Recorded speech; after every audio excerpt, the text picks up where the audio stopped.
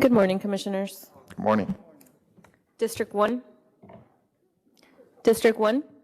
He's here. District 2. Present. District 3. Here. District 4. Present. District 5. Present. District 6. Present. District 7. District 8. Here. District 9. Okay. District 10. Present. District 11. Present. District 12. District 13. Here. District 14. And place 15. Here. You have quorum, sir. Thank you very much. Good morning, Commissioners. Today is Thursday, July 11th, 2024, 9:14 a.m. Welcome to the briefing of the Dallas City Planning Commission. Commissioners, as always, this is a time only for questions from the Commission to staff. We will keep all our opinions and commentary for the hearing this afternoon. Just one quick item in terms of the agenda. I did receive lots of emails this past week about the order of the agenda and some concern about changes.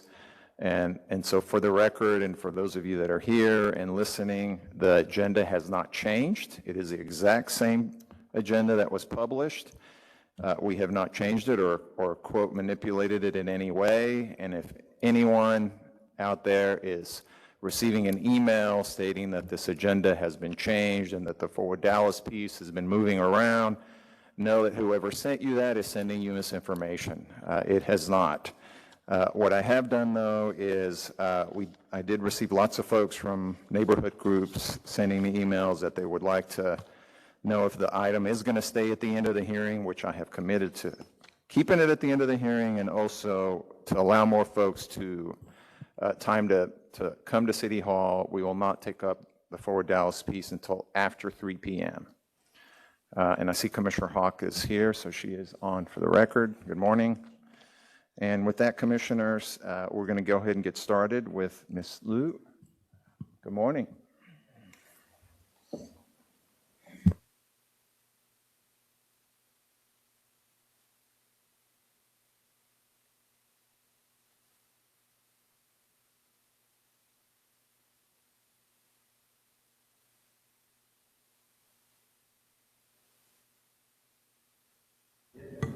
Good. Good morning, Commissioners. Good morning. My name is Emily Liu. I'm so honored and excited to stand before you this morning as the Director of Planning and Development Department. As you may know, this is a brand new department. It was formed 2 weeks ago exactly.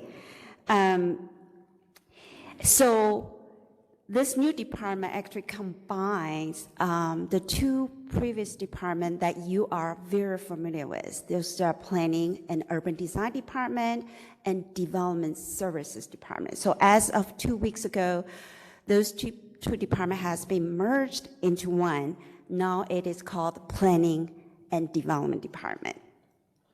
I have a brief presentation here. So this is the two departments being combined into one, and a little background on that.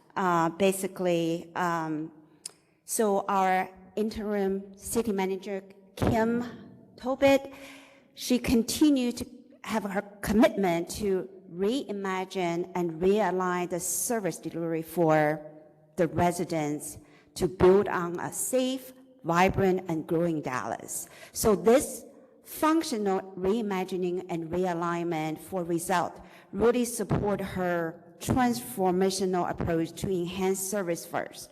Service first with the urgency of now.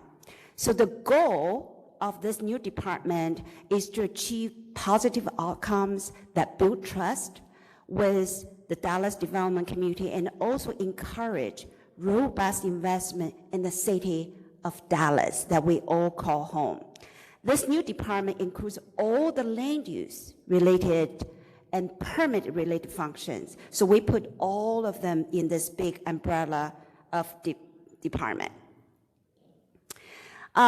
This department actually includes 4 different functions. I have 2 of the function deputy directors here, right here today. One is planning, which is headed by Deputy Director Andrea Gillis. She is here today. The second one is the zoning function. The zoning was divided actually into 2 departments before it was divided. So the text amendment and map amendment was here housed in the previous Planning and Urban Design Department. The interpretation, consultation, and all of that is housed in this other department. So sometimes there's a conflict, there's inconsistencies about one interpretation, the other interpretation. So now we combine them into one department, or all the zoning functions are going to be housed in one area, which is headed by Deputy Director Andrea Woodria, who is also here. Welcome back. She just came back from a long vacation. And so that will really help us streamline the process, have one voice about any zoning related issues. The third function area is permitting. That's including residential, commercial, and inspection. All of that function is under one umbrella, which is headed by interim deputy director and also chief building official Sam Eskander. And the fourth one, which is the first time we've done this, is have customer focus. This including internal customer service and external customer service. Internal including budget, IT, including HR-related functions, GIS, all those internal service. We also have external service function, which including mostly customer service, training related. So there are 2 different areas under that core function. I have to say, during the last 2 weeks, my biggest priority is actually meeting with staff, make sure they are okay, because transition is hard sometimes. Changes is not easy. So I spend a lot of time meeting with staff, especially at the Oakmont location. I've hosted meet and greet several times, hosted kind of virtual meeting, very well attended. The meet and greet in person, we have like 140 people showed up, and the virtual we have 160 people participate in. So it's a great turnout. I'm very pleased with that. And I will make that continue a priority for me during the next 30 days, maybe 60 days, however long it takes. So I will continue to meet with, not only as a group, I'll also make it available for staff to meet with me one-on-one. So anyone who want to meet with me can schedule a meeting with me one-on-one, 30 minutes, sometimes an hour. I'm also planning to hosting with some help from my deputy directors, some listening sessions for our staff. We are planners, we know how to engage, right? Hosting some listening session to listen to their concerns and more importantly, their idea. They have a lot of good idea, already experienced that just during the last couple of weeks. Also, we're going to schedule like a ride along with some field inspectors to experience what kind of work they're doing and just trying to provide some support. And also we have some field office. Right now we have 3, we used to have 4. So I'm planning to go to the field offices to meet with people where they are. These are the building inspectors, plumbing inspectors, electric inspectors.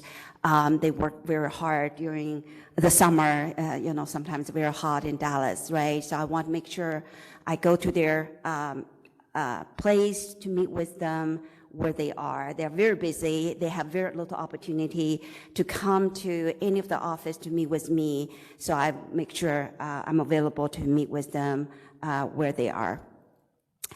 I'll just give you a little short summary of what we're doing in the next 30 days, pretty much, not long-term yet. So as part of this reorganization, there are still a lot of pieces that we need to work on. One of them is to develop a final organizational chart for the department. We have some big functions, 4 different functions I mentioned earlier, but there's still a lot of details that I need to work with the deputy directors, even some line staff to determine which exactly the organization chart is going to look like. And I tell you, when I first started here, I noticed there's so many vacant positions. Our department cannot function with such a high vacancy rate. So I also need to make that a priority to fill those positions. And some of the positions need to be reevaluated. For example, in the old planning urban design department, there were a lot of senior planner positions. When I first started here, there were 9 of them just vacant, and we post them again and again. Very little applicants. So we reevaluate that. We determined to reclassify them to entry-level position. Those kids just graduate from graduate school. They're willing to move to Dallas, including my own kid, decided to move to Dallas after graduation. That's a very easy time to attract people when they just graduate from graduate school or college. So we decided to reclassify a lot of vacant positions currently as senior planner position to planner 1s and planner 2s. So we have a bigger base. And then we just need to help them, train them, and grow them into senior planner. And hopefully, assistant director, so they have a career path. That's something we have to do to grow our own professional staff to a certain extent.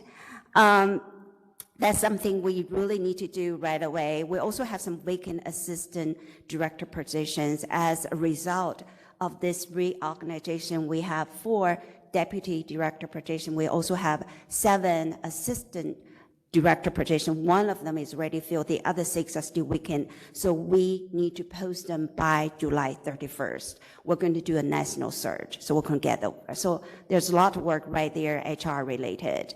We also need to do some analysis of our strengths, weakness, opportunity, and threats to see where we are, and then develop a vision, a mission for that, for our department. We don't have that yet, but this is something we really like to engage the leadership, but also some of our employees so they can be part of this process.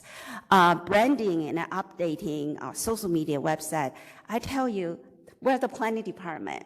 People are very creative, and they know how to do engagement. So I already have some staff just on their own created a committee of branding and creating logos. So I don't even have to worry about things right there. So there's already a committee going on trying to do this work on themselves, and I just want to see what the final results are. I will be happy to share that with you once they come up with something.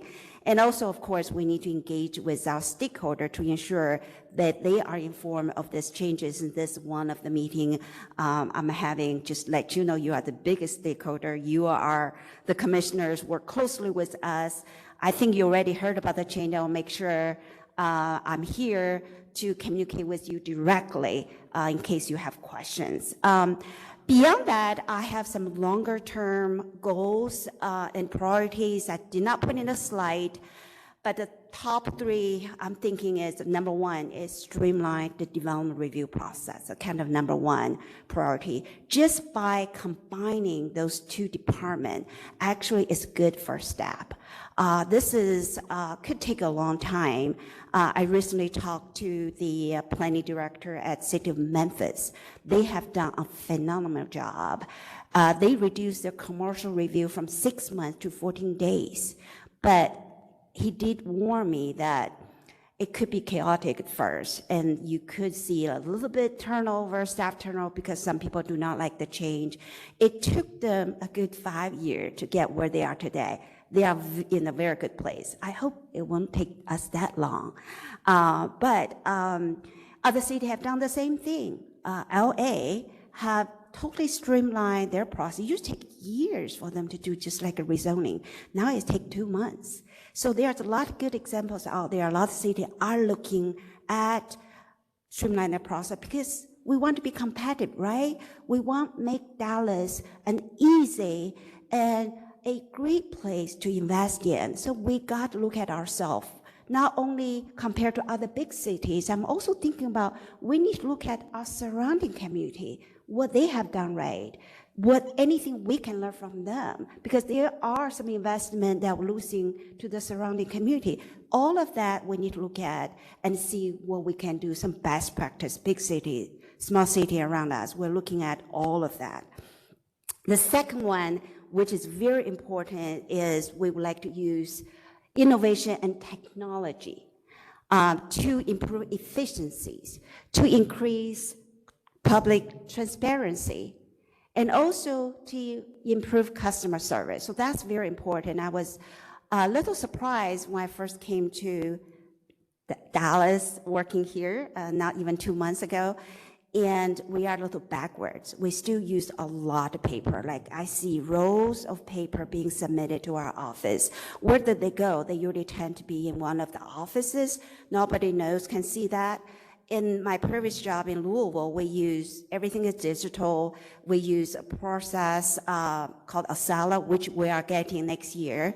Everything is submitted online. It's very quick. The moment they submit online, the whole world can see it.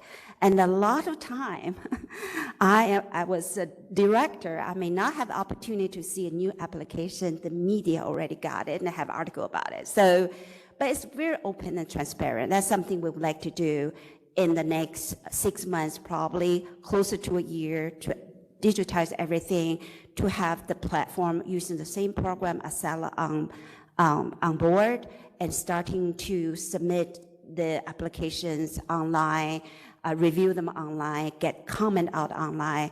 So there's still a lot of work that we need to do there. And the third priority I have is really trying to foster a culture of teamwork, collaboration, and problem solving. This is very important. I recently talked to my good friend in New York. She's the planning director there. I don't know whether you heard about that or not. New York recently have kind of slogan saying, the city of yes. My good friend, the planning director there, even wear a jacket, have the word in the back says, the city of yes. So those are the things that we really need to do to improve and to make Dallas an easy and a great city to invest in. And there's still a lot of work for me to do. There's still a lot of work for my team to do. So we are working together on this. I would like to come back sometime, maybe quarterly, maybe October. I have a little bit more thing to report to you if you have a slot for me, and I'll be happy to keep you informed where we are, where we're going to be for this new department. With that, I'll be happy to take some questions. Thank you very much, Ms. Liu. Questions, commissioners? Commissioner Housewright, please. Ms. Liu, I just want to commend you for the emphasis on efficiency and speed. It's just something that we as a city have not a stellar reputation on, and I just encourage you to stay on that path. I mean, it's just going to be essential for the city to remain competitive in a very competitive region, to preserve and enhance our tax base, and to make a more sustainable North Texas, where we get more development in the city of Dallas and less sprawl. So all those things are so important. And speaking for ZOAC, 2 days ago, we advanced the impervious cover draft ordinance. And so we are making a process more complex, and we have reasons for doing that. But we need to find a way, even though it's more complex, that it's still rapid, it's still efficient, it's not slowing things down. And so we've got to find a way to do both. So thank you for your efforts on that. Yeah, may I make a comment on that? I think a lot of time it's not just administrative process. Sometimes it's coded in the zoning or some other regulations. So as part of the process, that's why it took so long for Memphis or other city to do a complete overhaul, is you also need to look at those regulations and the laws. In Kentucky, in Louisville, Kentucky, where I used to work, we went all the way to the state to make some changes to the Kentucky Revised Statute to kind of streamline the process. So there are a lot of pieces we need to work on. And one of my impressions, forgive me if I'm not criticizing the city at all, but our zoning code is way outdated. I think that's why you have 1,100 PUDs. The only other city can rival ours, probably the city of Boston. And guess what? They are doing a tremendous job right now. They also reorganized their planning department. They are having a task force looking at streamlining their process. They are doing a complete zoning overhaul as we speak. So all of that are contributing to our difficult process, the law, all of that. So be prepared that we may bring to you some changes to the procedure as well. I love the theme of be a city of yes. And, I think if Should you we could- print some if you shirts? could, Maybe we feel- come up with something else, but I kind of like that. Well, if you could get 15 shirts for this horseshoe, that would be great. Commissioner Kingston. I was talking with a developer recently, and, it takes approximately 3 years to get from filing an application to getting a permit on a large project, and it's nearly impossible unless you're a fairly large developer to get lending to hang on with you. And even then, to predict what the lending environment will be in order to do your forecasting and whatnot, we have to trim that timeline. We have to get to getting zoning cases out of CPC much faster than we're doing it. I mean, right now, it takes anywhere from 12 to 15 months by the time you file to the first time it hits our desk. That's unacceptable. It takes 10 months to get an SUP. So we have people operating without their SUPs 4 months. It's no way to do business. And I'm probably telling you stuff you already have heard, but it is really hampering our ability to be competitive in the region, to not be able to get applications, and not just the zoning, but the permitting and the engineering done in a more timely fashion, so that developers, when we do say yes, can get their projects funded and started in a reasonable time frame. And that should be a focus, and we're just failing at that. I've been on this commission a little over 2 years, and the time it takes to get an application from filing to the first time it hits this horseshoe has doubled. And the development community sees it, and frankly, more and more developers just aren't doing business here. So it's critical to our tax base. Thank you. That's why it is my #1 priority, right? I mentioned streamline the development review process down the top of the list. Thank you, Commissioner Kingston. Commissioner Blair. Thank you so much. I applaud the opportunity to see customer service and the hearing from the very top that it's internal and external customer service. I did customer service for a Fortune 5 company for 10 years. And being on the front line makes people, even when we have challenges that we're trying to overcome, they'll stick with us if we have the opportunity to communicate internally and externally in a positive way. I would encourage that the internal, and I consider all 15 of us internal as well as external, because we too are customer service advocates for the city when it comes down to zoning and process innovation changes, ZOAC, CLUP, and all those other you know what it is, committees, thank you. I'm trying to say communities, but committees that we have to, that we sit on. So one of the things that I would like to encourage more communications, two-way communications, where throughout the process, it would be easier for us, well, let me say for me, it would be easier for me to know when a case is going to come. So as the other side, I would be able to not slow down the process by having to hold a case because I didn't know until Friday it's going to happen next Thursday. And there is 17 steps I need to do in order to make that happen. If we had that level of communication, I think that too would streamline and speed up the process.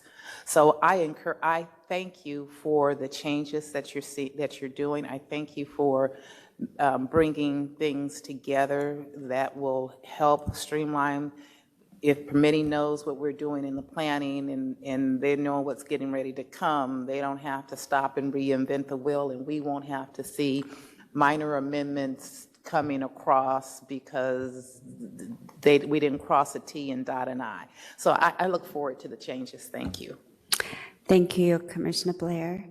If there's no more question, I do want to make one small announcement related to the CPC as well. So starting August 1st, it's going to be mandatory for all staff who make presentation to this board and all these other boards to be here in person.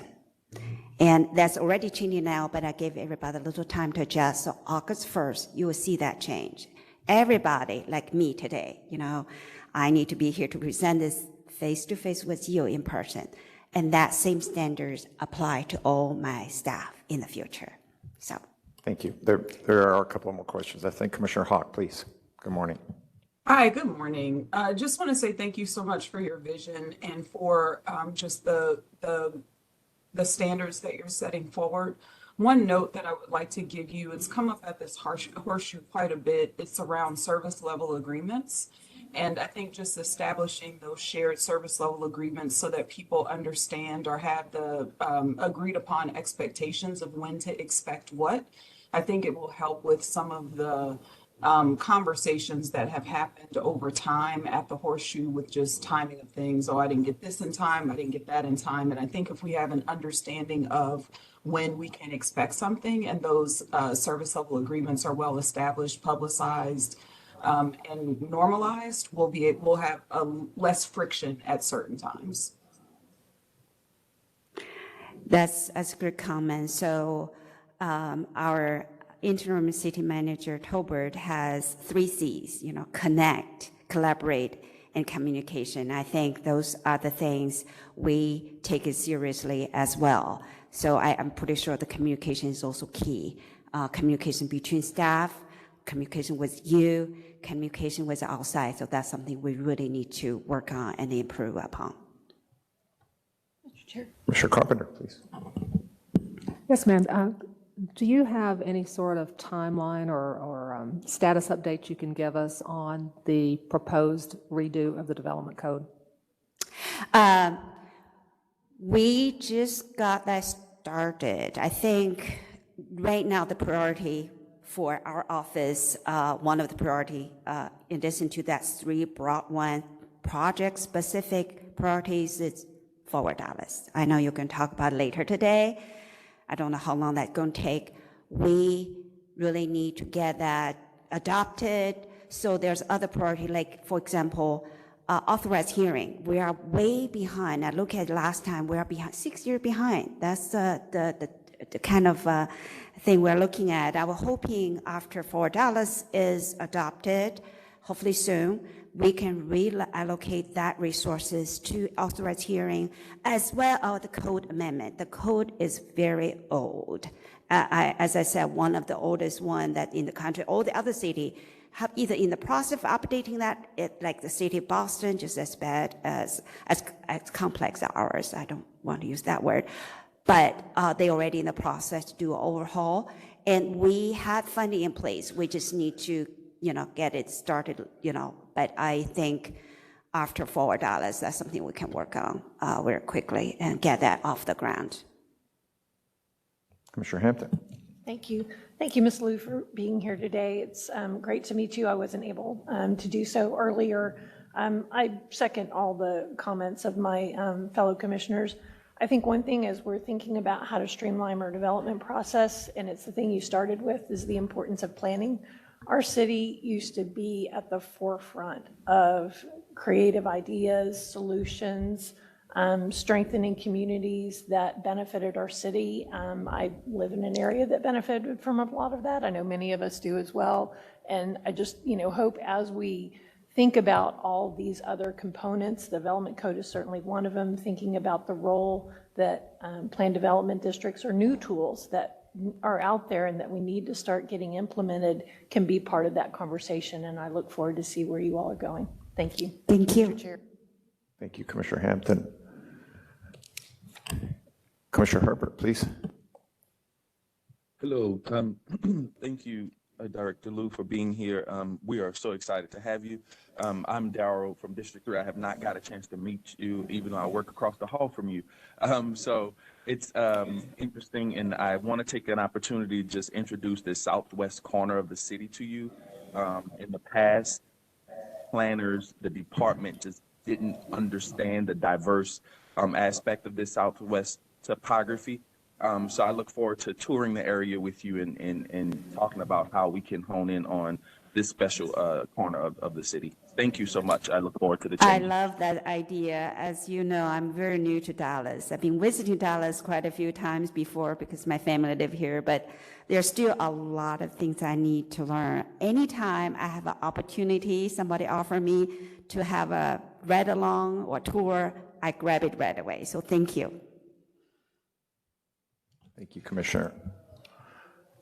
Well, thank you very much, Ms. Liu. I wholeheartedly agree with all the comments as stated by my colleagues, and it's interesting. I think it's an exciting realignment. It was maybe a little bit late there, but I'm happy that it finally happened. I think as you and I had talked about, I was fortunate enough to be involved in the bond process. That was a $1.2 billion bond. Had 100 volunteers, every city department flowing information and resources and time and bus tours. And, it's interesting when you're on this side of the horseshoe that, we don't keep track of this, but I believe that this body has maybe $8 to $12 billion worth of product that flows through the 15 of us every year. And I think when I look at the realignment, it's the resources, frankly, that we need to make sure that flow through this process that I think would solve some of the issues that some of my colleagues have highlighted. So welcome to the city of Dallas. We look forward to working with you and your leadership. Thank you very much. Thank you for the opportunity for me to be here to talk to you. Thank you. Commissioners, we're going to keep going. We'll go to our Forward Dallas piece. Again, this is just a briefing this morning.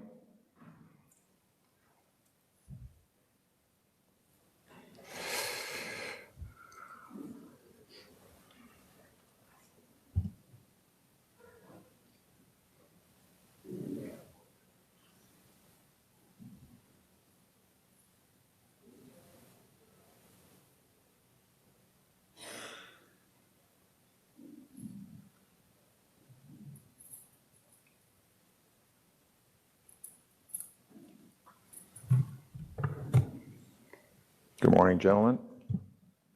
Good morning.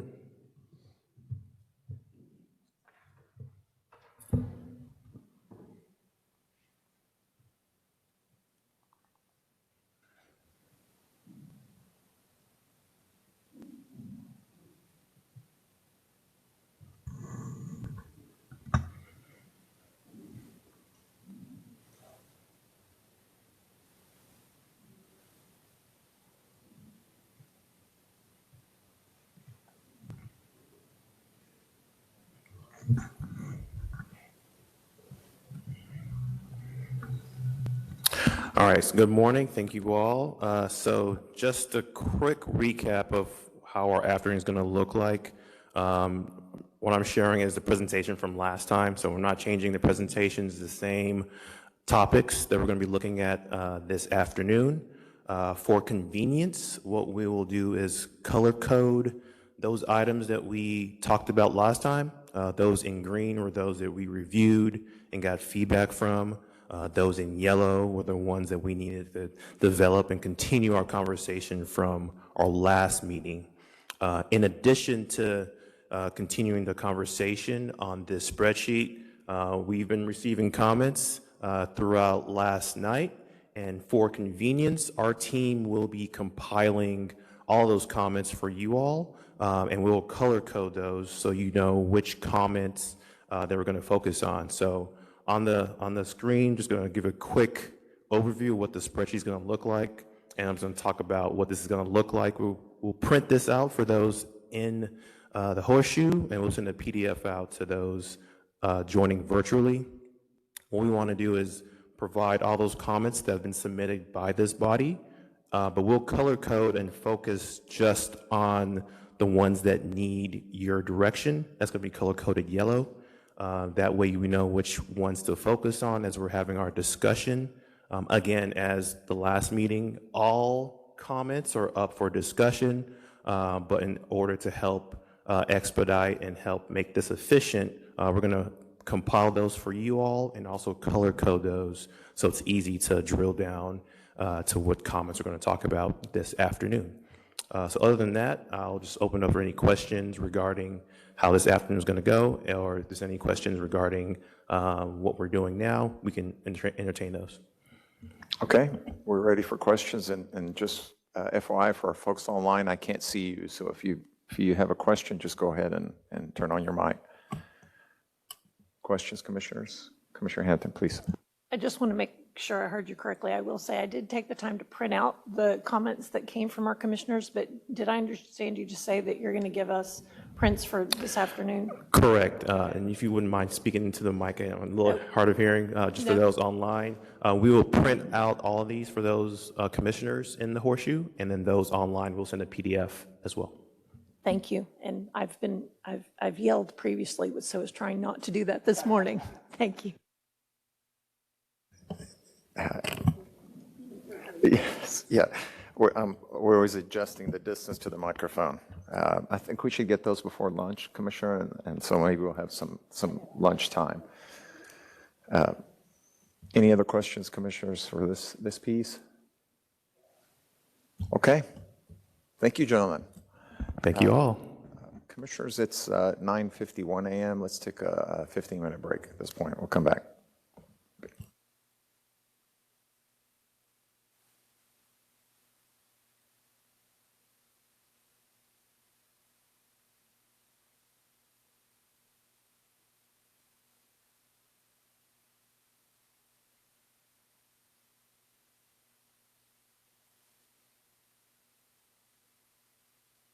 Into the docket, the consent agenda items. Let the record reflect that Vice Chair Rubin has a conflict on item number 3 and is stepping out of the chamber. Are we recording? We are recording. Mr. Chair. Yes, Commissioner Hampton, please. This case will be held, okay. but I was going to ask Mr. Clinton to brief the case because there's a few questions I want to ask. Perfect. Thank you so much, Commissioner Hampton. August 8th. Okay. Thank you, Commissioner Hampton.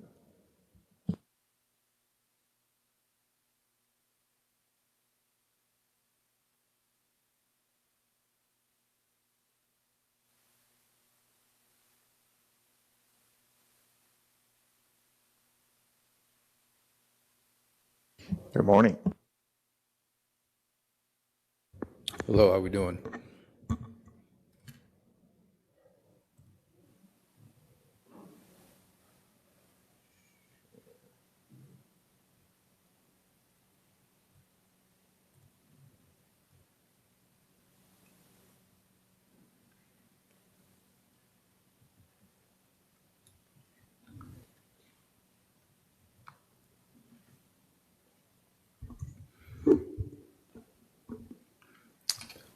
Good day. This is case Z223-338.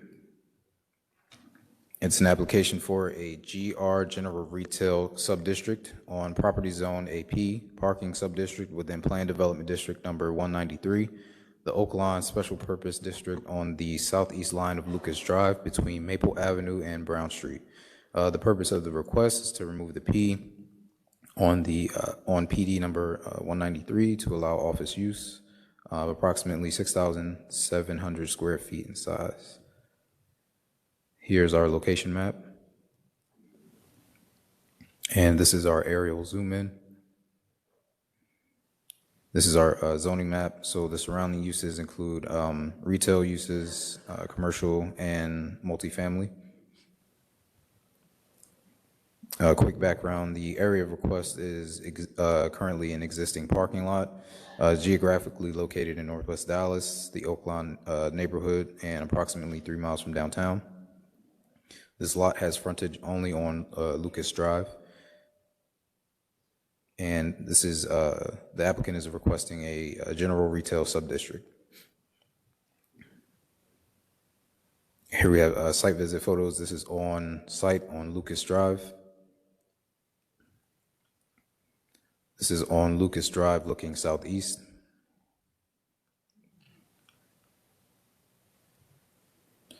This is on Lucas Drive looking southwest.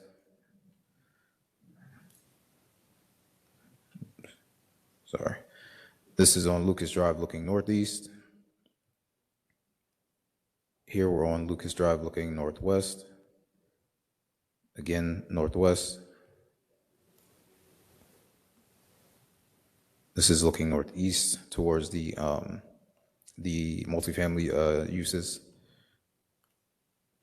This is looking southeast. And staff's recommendation is approval. Thank you, sir. Questions, Commissioner Hampton? Thank you. Mr. Clinton, I know one of the questions that came up was on the posted notice, and I saw you had the image in your presentation. Did the applicant confirm that they reposted that? Yes, so I did speak with the applicant. They did mention they were having issues with their sign being removed, and I think they've reposted it about 3 or 4 times now. But as of Tuesday, I believe, of this week, they had reposted a new one and then sent me current images of that. Okay, thank you. And then there was a virtual meeting with the owner earlier this week, and there was some conversations about their request for GR, which matches the zoning along Maple, but the balance of the surrounding neighborhood is residential. Are you aware if that's something that the applicant might be considering, or do they have any firm plans for this property that you're aware of?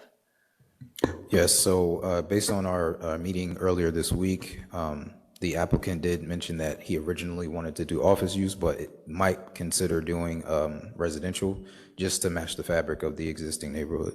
Okay. And then as he's been going through this process, obviously his sign's been coming down. It sounds like he's been having some issues with code enforcement. Is it possible to reach out to code enforcement to understand, you mentioned that he got cited for putting up a fence, which seems like you can fence your property, and maybe just get some clarity on how, because again, even if no matter what action this body takes, he's going to have some time before a project would move forward. Is it possible that we can reach out to code compliance and understand what those issues are? Yes, I don't see an issue with that. Okay. And then final question, this is a P district, which typically serve another business. They're tied to either a certificate of occupancy. Are you aware of what research was conducted to confirm that this isn't utilized by a surrounding property? Yes, so again, we did have a meeting with the applicant earlier this week, and they did confirm that they did their initial research and due diligence to make sure that the parking is not servicing another business in the area.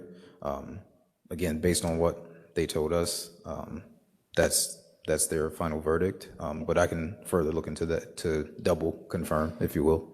Okay, and so they went to building inspection, I think they mentioned. They'd gone to the county for filing. They'd look at adjacent COs, and none of that showed any parking tied to this particular parcel. Yes, that's correct. Okay, thank you. Thank you, Mr. Clinton. Thank you, Thank you, Mr. Chair. Commissioner Hampton.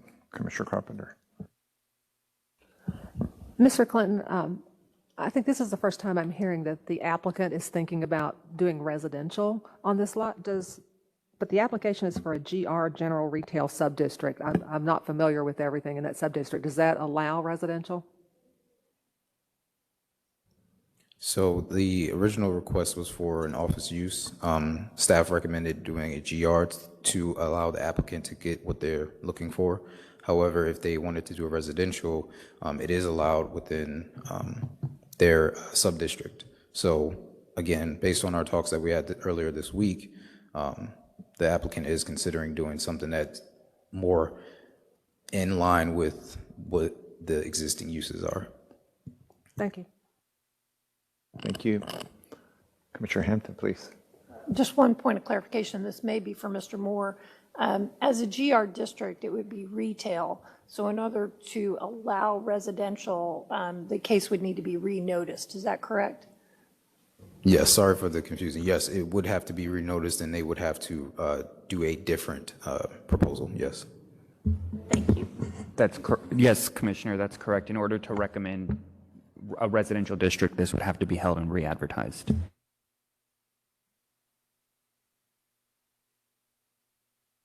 Thank you, Commissioner Hampton.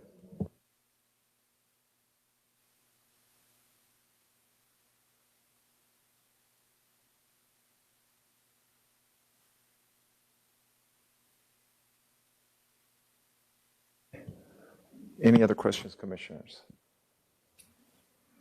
Okay, we're set. Did Ryan have a question? Mr. Mulkey, did you have a question, sir?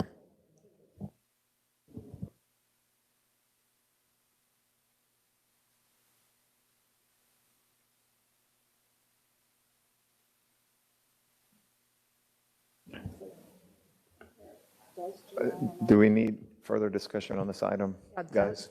I think the question is, does the GR General Retail Subdistrict allow residential? Or does it need a new subdistrict and be renoticed? Unlike Chapter 51A, PD 193 is based on Chapter 51, which is a cumulative zoning code, meaning that the GR subdistrict, although primarily intended for commercial uses, does allow residential uses like single family and multifamily. Thank you. Thank you for the clarification. No further questions. We'll move on to our next item. Let the record reflect that Vice Chair Rubin stepped back into the chamber. Commissioners, item number 4 is also off consent, but we will be briefing today. Yes. 4? Yes.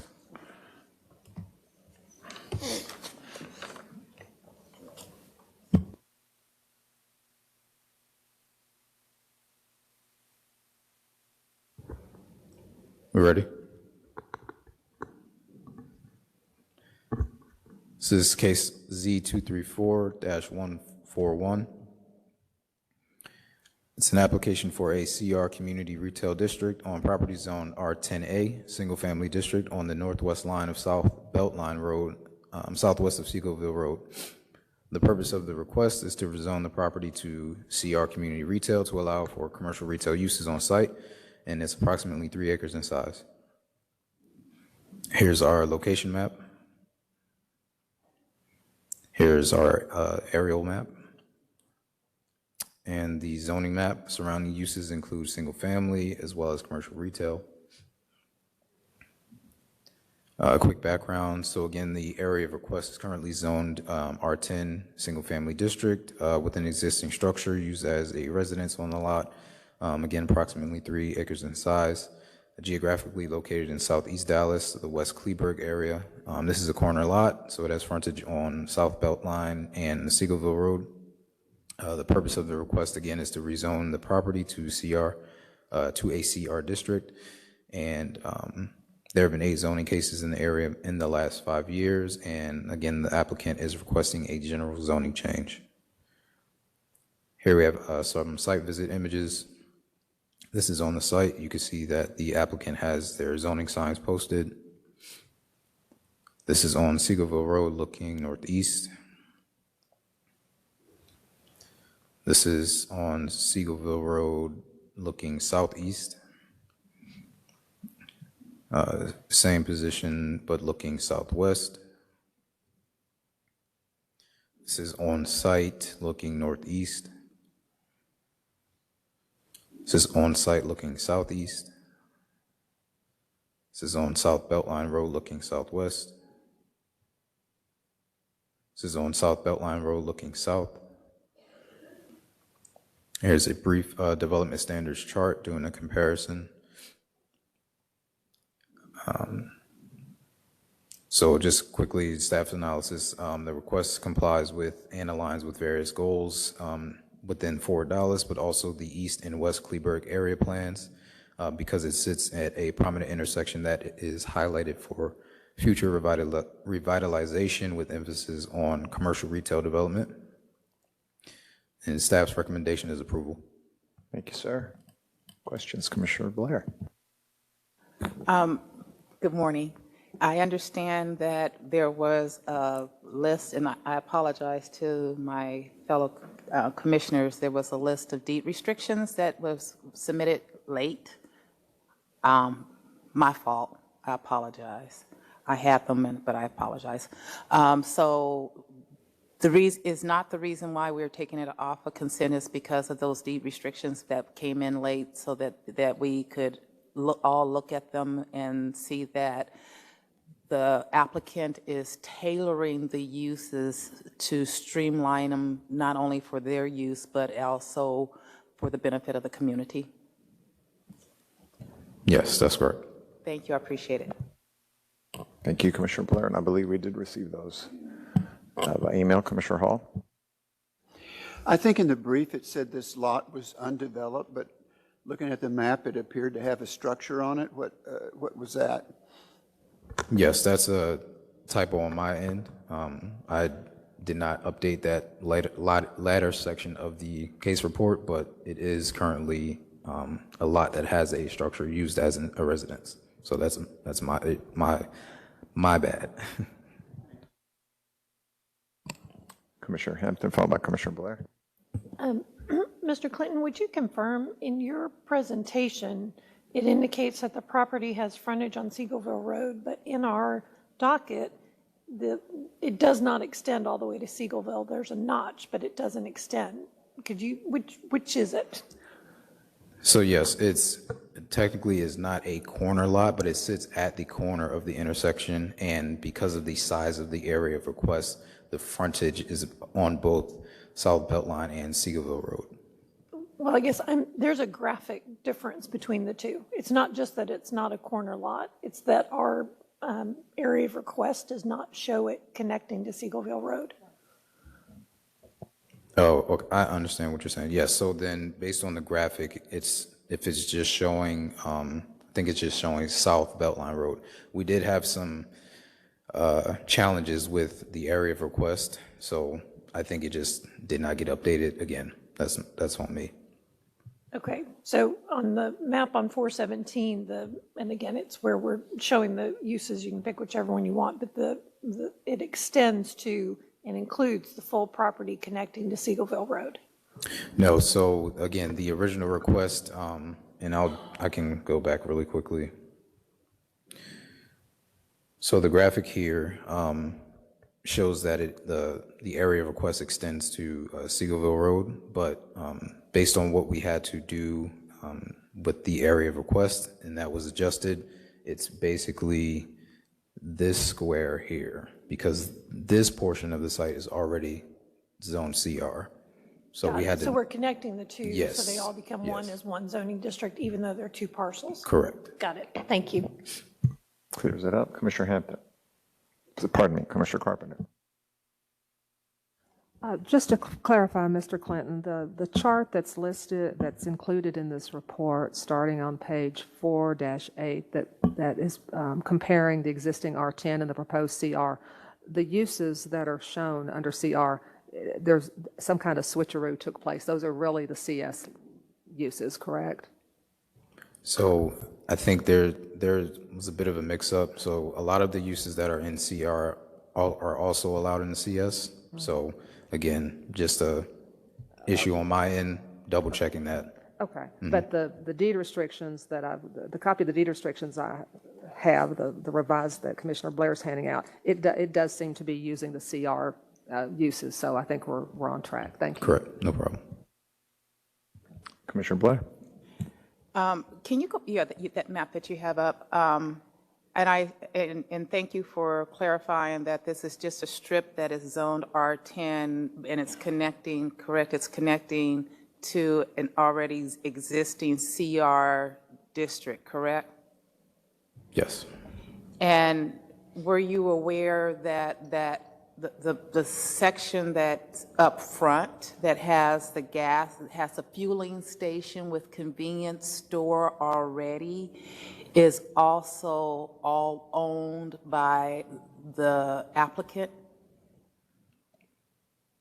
So it's not owned by the applicant. It's owned by the applicant's husband. Yeah. I should say, yes. So it's husband and wife that owns now this whole entire corner lot. And were you aware that they will be jointly using the fueling station, the convenience store, and the CR district as one opportunity to serve the community? Yes. Thank you. And thank you. Any other questions on this item, commissioners? Okay, thank you very much, sir. Thank you. Commissioners, item number 5 will be held under advisement until August 8th, so we will brief that one then. Takes us to case number 6.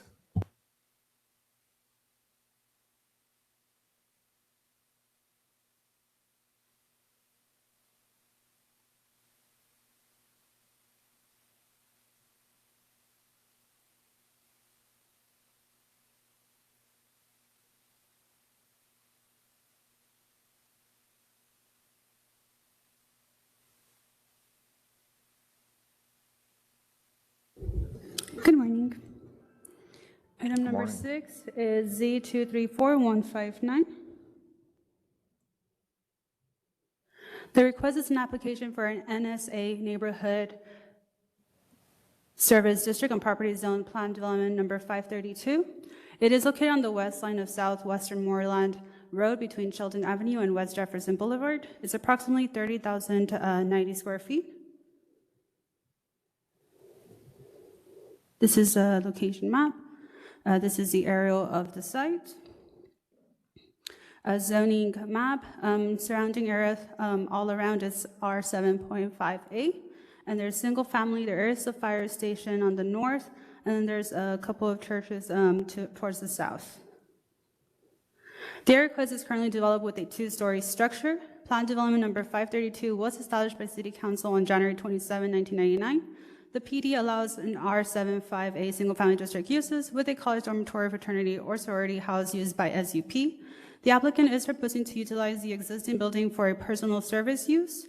Therefore, they are requesting an NSA district. Personal service use is permitted by right under the NSA district. These are some of the site photos. On-site looking southeast, looking west, looking north, looking north, looking north, then surrounding uses, on-site looking southwest, looking southwest, looking south, looking west, looking northeast, looking north, looking northwest, and this is some of the development standards, the difference between the existing PD 532 and what they're proposing, the NSA. And then staff recommendation is approval. Thank you. Questions? Any questions of Commissioner Chernock, please? Do you happen to know how the building currently is vacant, correct? Correct. Do you happen to know if there were the last CO, active CO at this site was, or how long it's been vacant? not being used? I'm not too sure, but I know the last CO was for a dormitory. But I don't know when was, from what time to what time it has been vacant. Commissioner Carpenter. I was told that this was the former location of the fire station, and that was pretty much the last use that was active there. Any other questions, commissioners? Okay. Here, I have one online. Oh, I'm sorry. We do have one online. Is that Commissioner Herbert? It is, yes. Thank you, sir. I noticed the height was, it allows for a significant height adjustment on that corner, and I travel it pretty often. And does that height, are they planning to use the entire height? They did mention that they are proposing to not do any renovations to the building. Thank you. Thank you. Any other questions, commissioners? Okay, thank you very much. Ms. Garza, will go to Mr. Baten, number 7.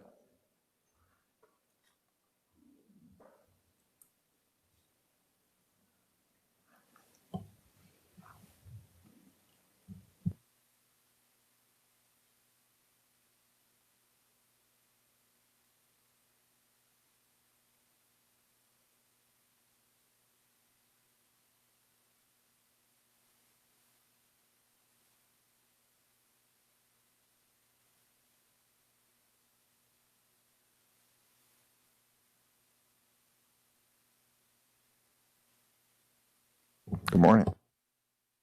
Good morning. Let me just get this screen shared here. No, Adobe, I'm not interested in whatever you're selling.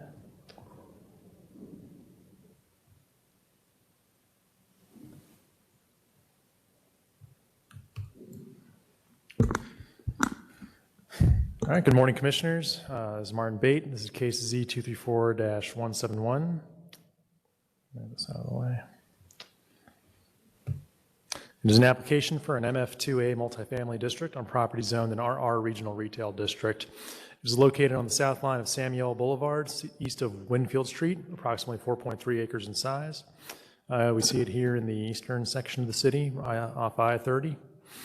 Here's the aerial map showing the subject site. I will note there was a slight error with the outline here. These two parcels, where my cursor is, they are not included in the area of request, but otherwise the rest of it is. The zoning map we see here, it is mostly a mix of, again, retail type outlets as well as some undeveloped lots. Currently there's a general merchandise and food store less than 3,500 square feet, an auto service center. To the east, on that eastern lot, there's commercial amusement inside, a paraphernalia shop. To the north is R7.5A zoning with SUP number 224, which is for a golf course for the Tennyson Park area. And then to the west is a hotel. To the south, across of I-30 is R7.5A, and then to the east, there is the railroad line. The applicant intends to build multifamily on the site and has indicated they would like to utilize the mixed income housing development bonus system for development bonuses. And to accomplish this, they are requesting the MF2A multifamily district. Here we have various photos. I'll kind of just go through them because there are a lot. But here we are on Samuel looking west, and then to the northwest towards Tennyson Park, and to the north to Tennyson. Then to the east with the subject site to the right of the photo.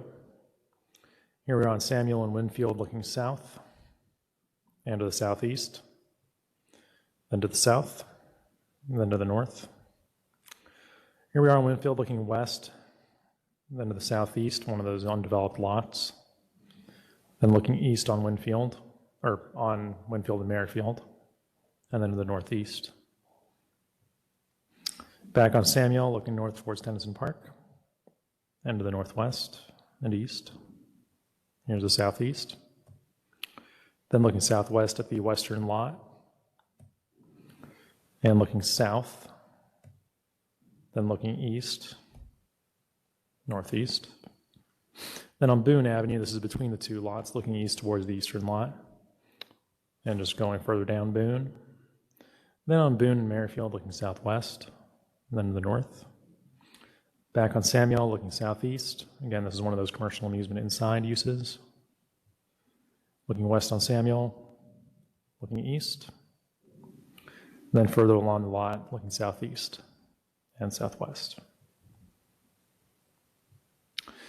These are the development standards. I'll note that in the report there was an error made. We did not put the correct standards for RR. It had R7.5 in there. These are the correct development standards. I'd be happy to circulate these as well. But the comparison here is between the RR district and the MF2A district. As you can see, they have similar front setbacks. There are greater side and rear setbacks in MF2 as compared to RR.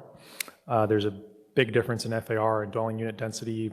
The MF2 or the MF districts in general don't have FAR limitations or dwelling unit density limitations. Instead, the limitation comes through minimum lot sizes for, in this case, multifamily. The maximum height is much lower than the RR district. Lot coverage is reduced, and the primary uses, of course, are quite different. One is for retail, one is for housing. There are a lot of footnotes in here. I'll go through those.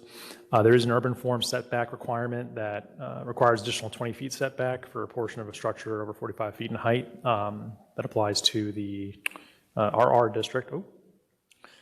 There is a setback requirement of 20 feet.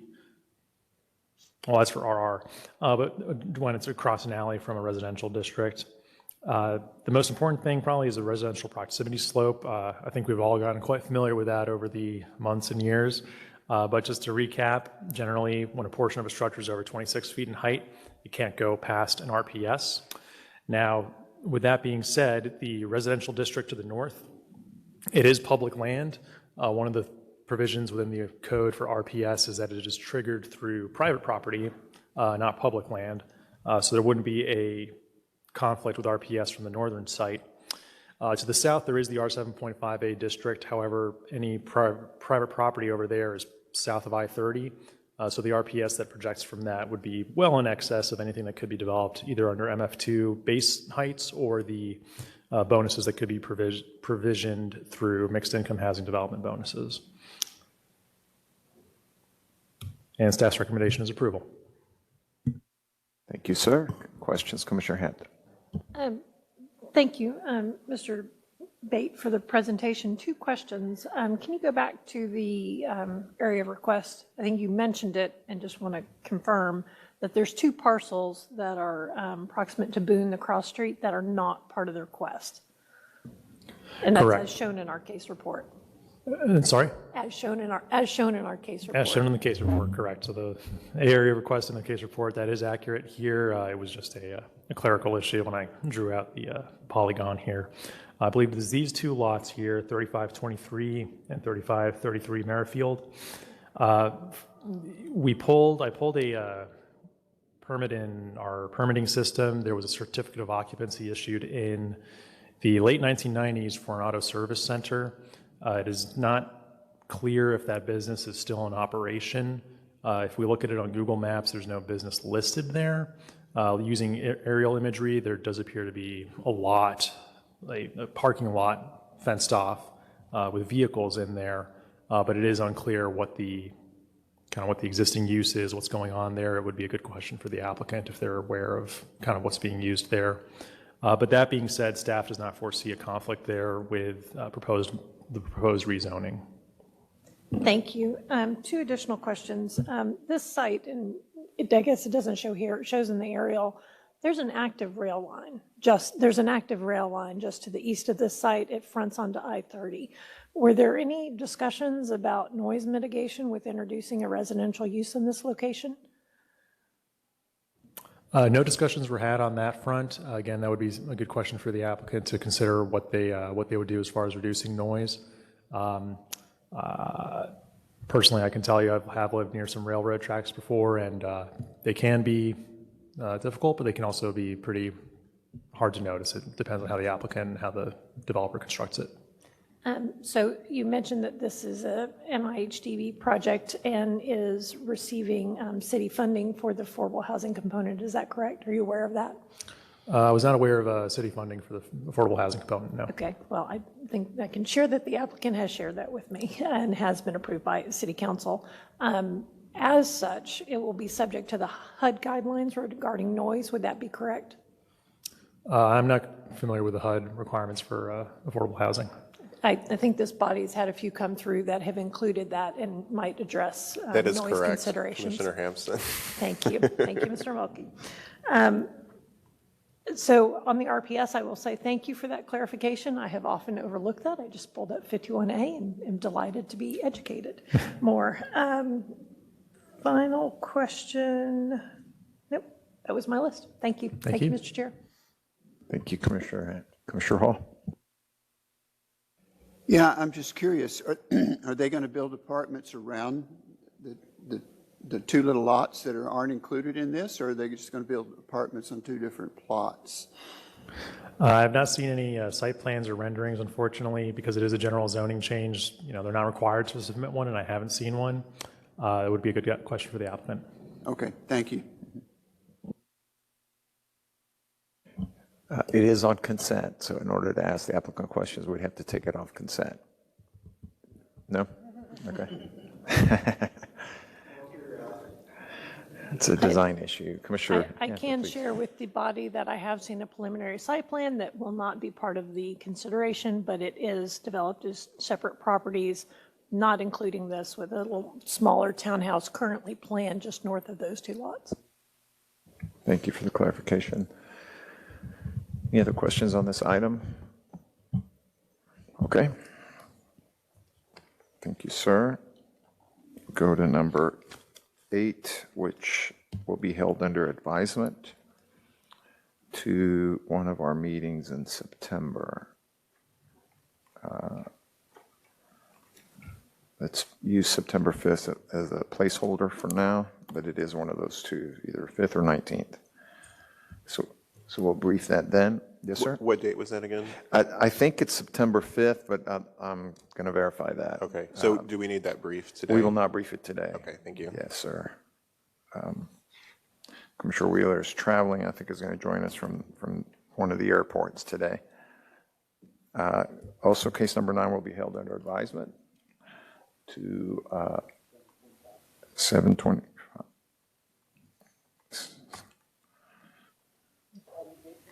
We are not briefing today. Our number 10 also Sorry, going to be. before we go on Yes, item 9, it's held till July 25th.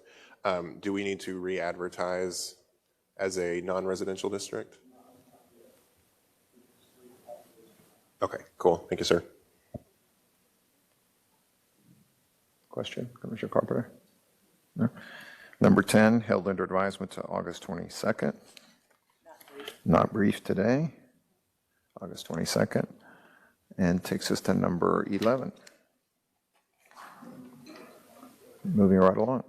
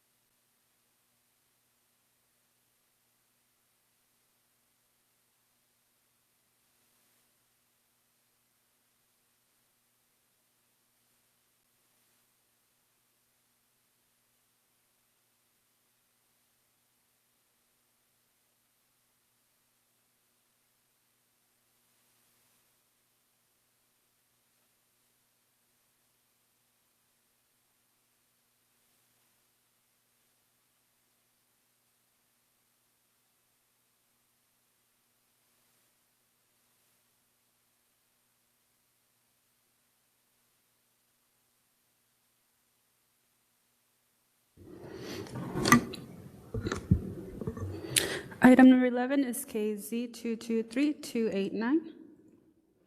The request is an application for a specific use permit, a late hours establishment limited to a restaurant without drive-in or drive-through service on property zone Plan Development District number A42 within MD1 Modified Delta Overlay. It is located on the southeast corner of Greenville Avenue and Orem Street. It's approximately 12,153 square feet. This is the location map. This is the aerial map of the site. And then the zoning map towards the north is PD 842. Towards the east is subdistrict within PD 842. South and west side is PD 842. And then, so towards the north is a general merchandise or food store, less than 3,500 square feet. Towards the east is a commercial parking lot. Towards the southeast is a single family.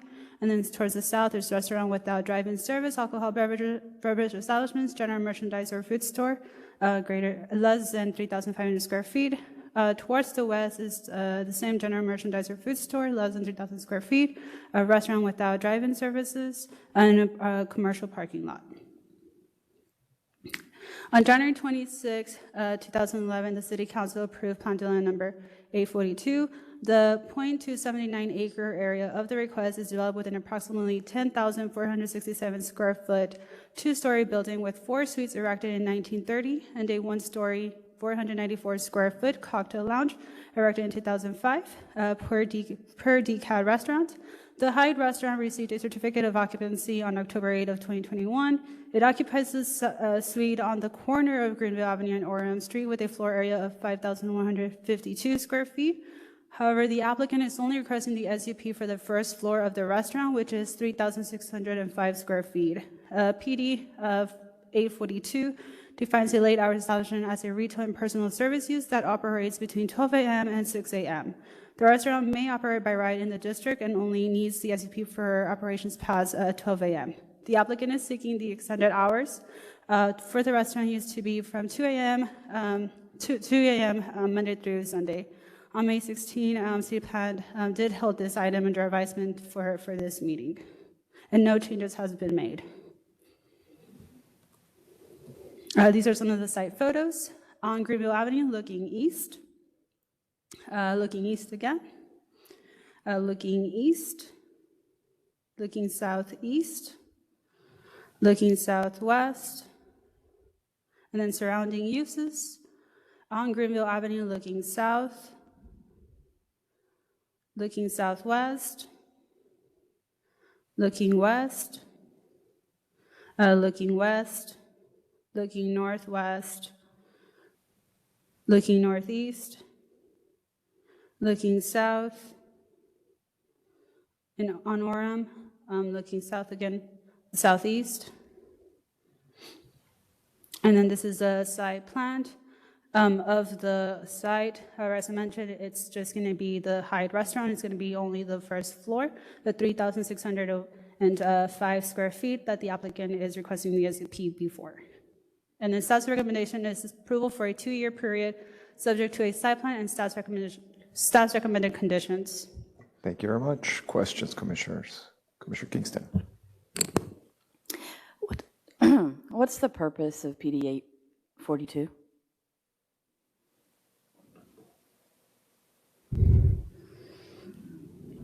I am sorry, I don't have my notes for that. Okay. How many late night SUPs are presently in operation in PD 842? I am not aware. Did you look into that before you recommended approval for this? I did see there was a few still there in operation. Did you pull any of the code complaints or police data for this site? Around this area, I know that there have been complaints around this site. Did you pull any of them for this address? For this address, no. Okay. Did you make any effort Commissioner Kingston, before we go on, so part of our analysis with the zoning case, again, it's primarily land use and zoning. Any code compliance issues are not a part of that consideration for the zoning case, and we really only request crime stats for cases involving alcohol sales. So no, we did not consider any of that. I appreciate you attempting to interrupt my questioning and protect her, but PD 842 has very specific criteria, including that information, which if you had looked at PD 842 and use that criteria in the staff report, I wouldn't be asking about. So that's why I'm asking the question now. Was there any effort to see if the property is in compliance with its CO? So I did see that it was, because it's for a restaurant. It's not for an alcoholic beverage. Okay, I don't have any other questions. Thank you. Thank you. Any other questions on this item, commissioners? Okay, we'll go to the next item. Item number 12 is going to be held under advisement until August 8th. Brief it then. Brief it then. Number 13, back to Mr. Bate. Thank you, Ms. Garza.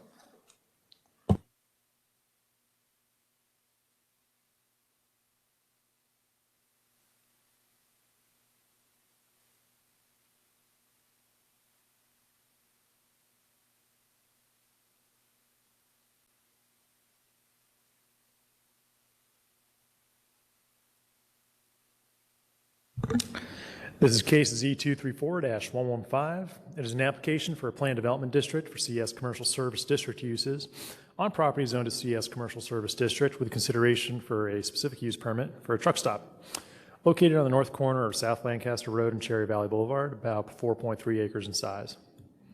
Here it is on the map, far south part of the city. It is an aerial map showing the area of request. The zoning map, so this is a very interesting area. To the east is IR, Industrial Research Zoning, and then the area of request is CS Commercial Service. Pardon me. There's a very large mix of uses in this area, ranging from vehicle sales, display and service, to auto service center, as well as a large amount of single-family housing interspersed throughout the area, including adjacent to the area of request. So it is currently zoned CS Commercial Service and currently developed with a retail store. Initially, the request for the PD is to allow the truck stop use by right and restrict other uses. They've included additional landscaping requirements for buffering adjacent to residential uses, as well as setback requirements. So site photos, here we are on Cherry Valley Boulevard looking north and to the northeast. Then to the southeast, here's an example of one of these single-family houses just interspersed in this neighborhood. Then to the northwest, looking at the subject site. And then further along, I went back to take some additional photos, this further eastern part of the site. And then to the north, and then to the northeast, the southeast. Then to the northeast, in the background of the photo, is where these single-family homes abut the lot. And then to the east. And then to the north, showing the borderline.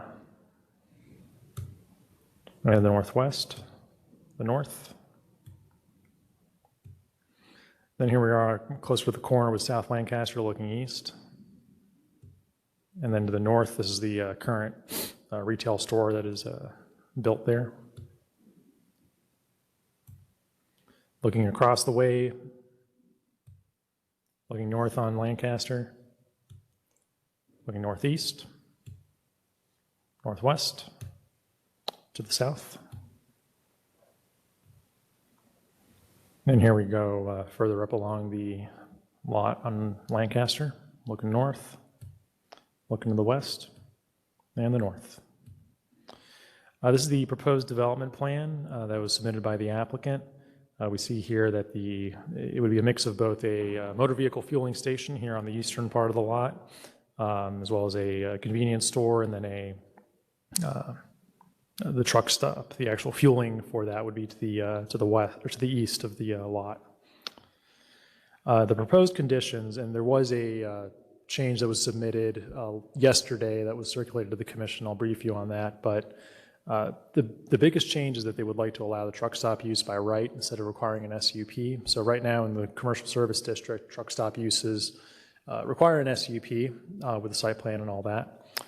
In this case, that would be provisioned through the PD. There's also restrictions to various uses that are normally in the CS Commercial Service District. Residential buffer zone, which is a landscaping thing, would be required along the northern and eastern perimeters of the property. and screening would be required as well. Additionally, they have proposed that and this is the change that came through yesterday, they would require a 25-foot side and rear yard setback for the whole PD versus having it triggered by residential district adjacency. So it would just be a flat, straight 25-foot setback, as well as a 70-foot landscape buffer on the eastern property line. Staff's analysis of this, it kind of looked at a couple different things here. In terms of especially the initial PD request, we found that it might have been inappropriate for the proposed enhancements and deviations. The SUP could achieve similar goals in terms of implementing setbacks and landscaping requirements. PDs are permanent, which was one of the reasons that the applicant did request the PD from the perspective of their business investment. They wanted to make sure that if they put something in here that it will be protected for a long period of time, but an SUP can also have a permanent time period or a very long-lasting time period.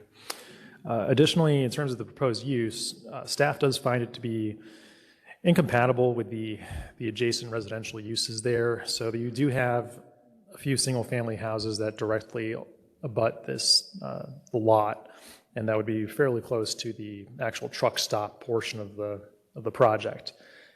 It's a tough call because it is a CS commercial service district. There are a lot of industrial uses or heavy uses there, but we did find that it would be incompatible with those adjacent residential uses. Staff's recommendation is denial, but we did recommend that if the use is deemed appropriate by the body, that an SUP be approved in lieu of a PD. And with that. Questions, Commissioner Blair? So in reviewing this area of request, was it not noticed that not all, most of the sites that are abutting this property are zoned, and I don't know how this happens, zone CS with residential use? So the zoning on the land is CS. The use has residential use did you not notice that some of those residential uses also were parking commercial vehicles? Yes, that was noticed in doing some of the site visits and looking at the aerials. Without knowing the exact history of the zoning in the area, it's hard to say how that came about, but likely it might have been through in the past with the cumulative zoning where uses that already existed were sort of grandfathered in as it changed through that.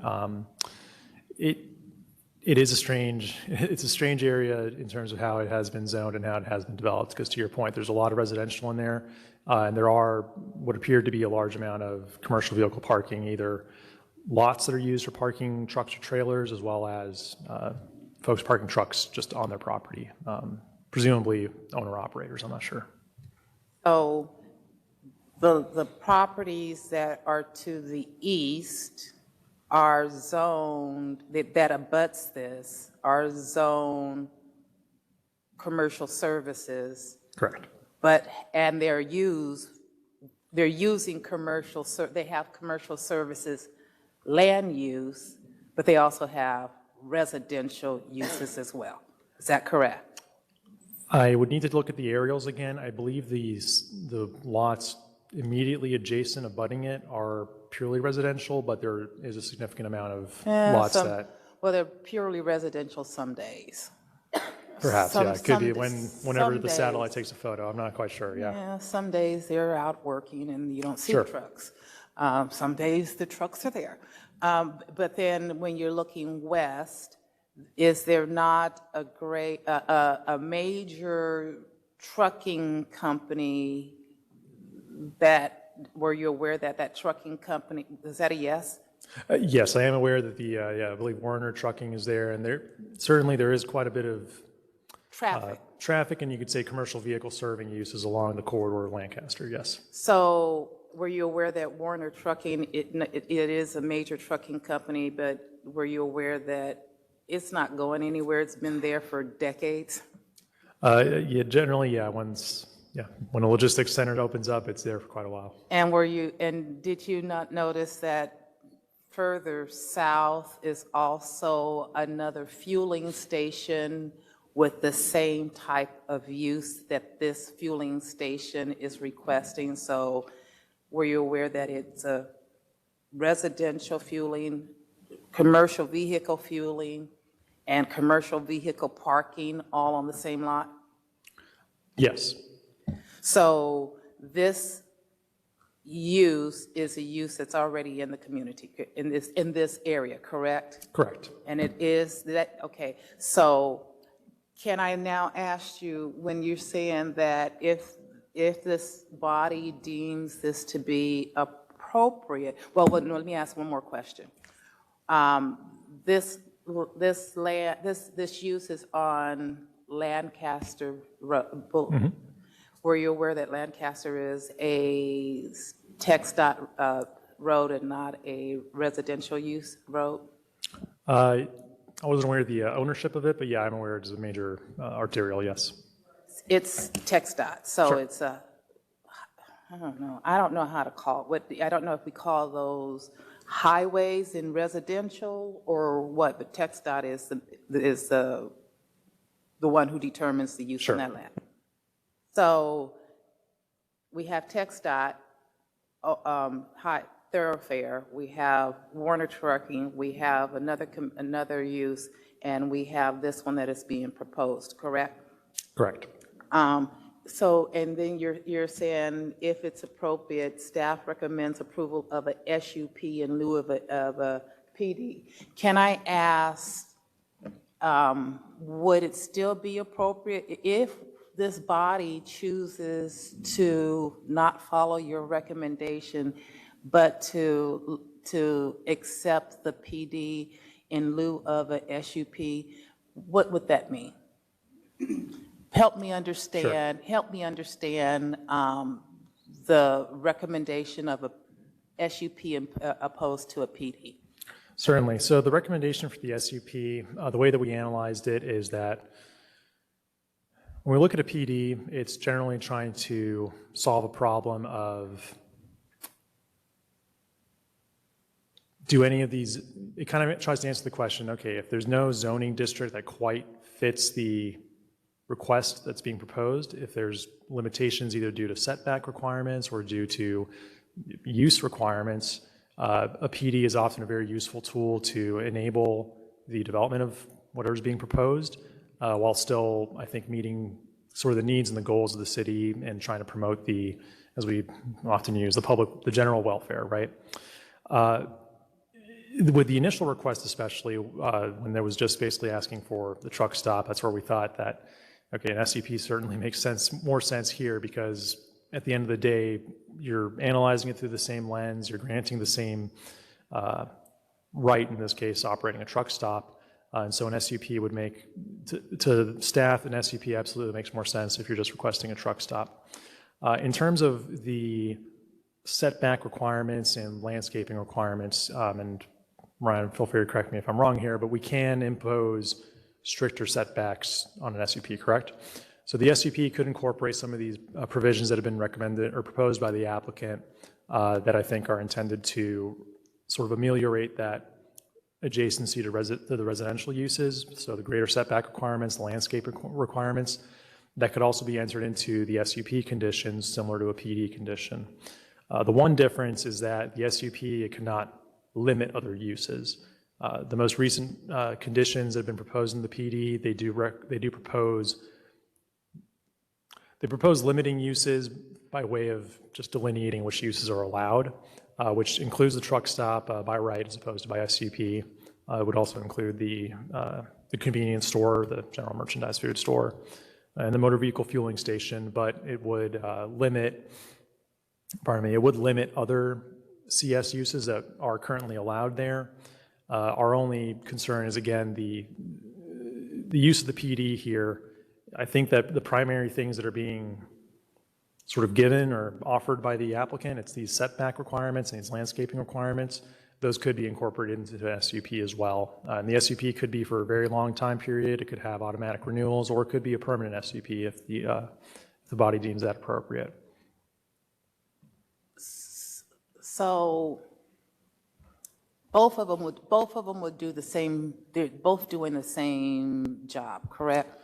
More or less, yes. The SUP, it wouldn't limit those uses, but we also have to consider that if this site is only going to be owned and operated by one entity, which in this case would be this truck stop business, that's all that they would do. They wouldn't suddenly put in some of these other CS uses that would currently be allowed. But our code does not currently, you're getting ready to do something.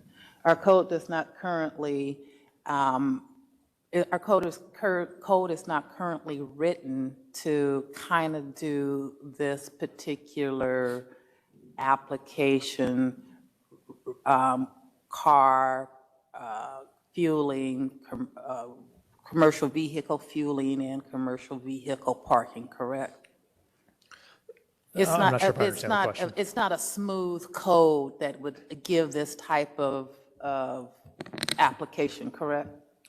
I mean, I think all the uses that you mentioned that the applicant may want on this site with their proposal, it may not fit under one use definition, but there's a few different uses within our existing code that would accommodate that, like commercial motor vehicle parking, the truck stop use. There's a few others that you can kind of put together, but they would all kind of accommodate, you know, what you just described, and those would all be permitted in the CS district that exists there today. But what the PD is also doing is doing, because for however it got there, the residential on CS zoning, this particular PD is asking for a greater buffer than what what it would be required in a general zoning, as well as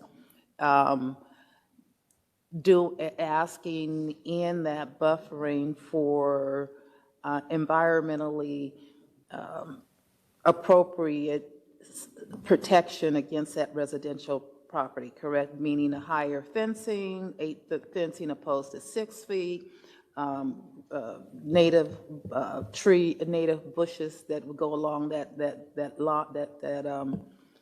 fence line, as well as trees that would also add to the buffering of the use and the residential adjacency?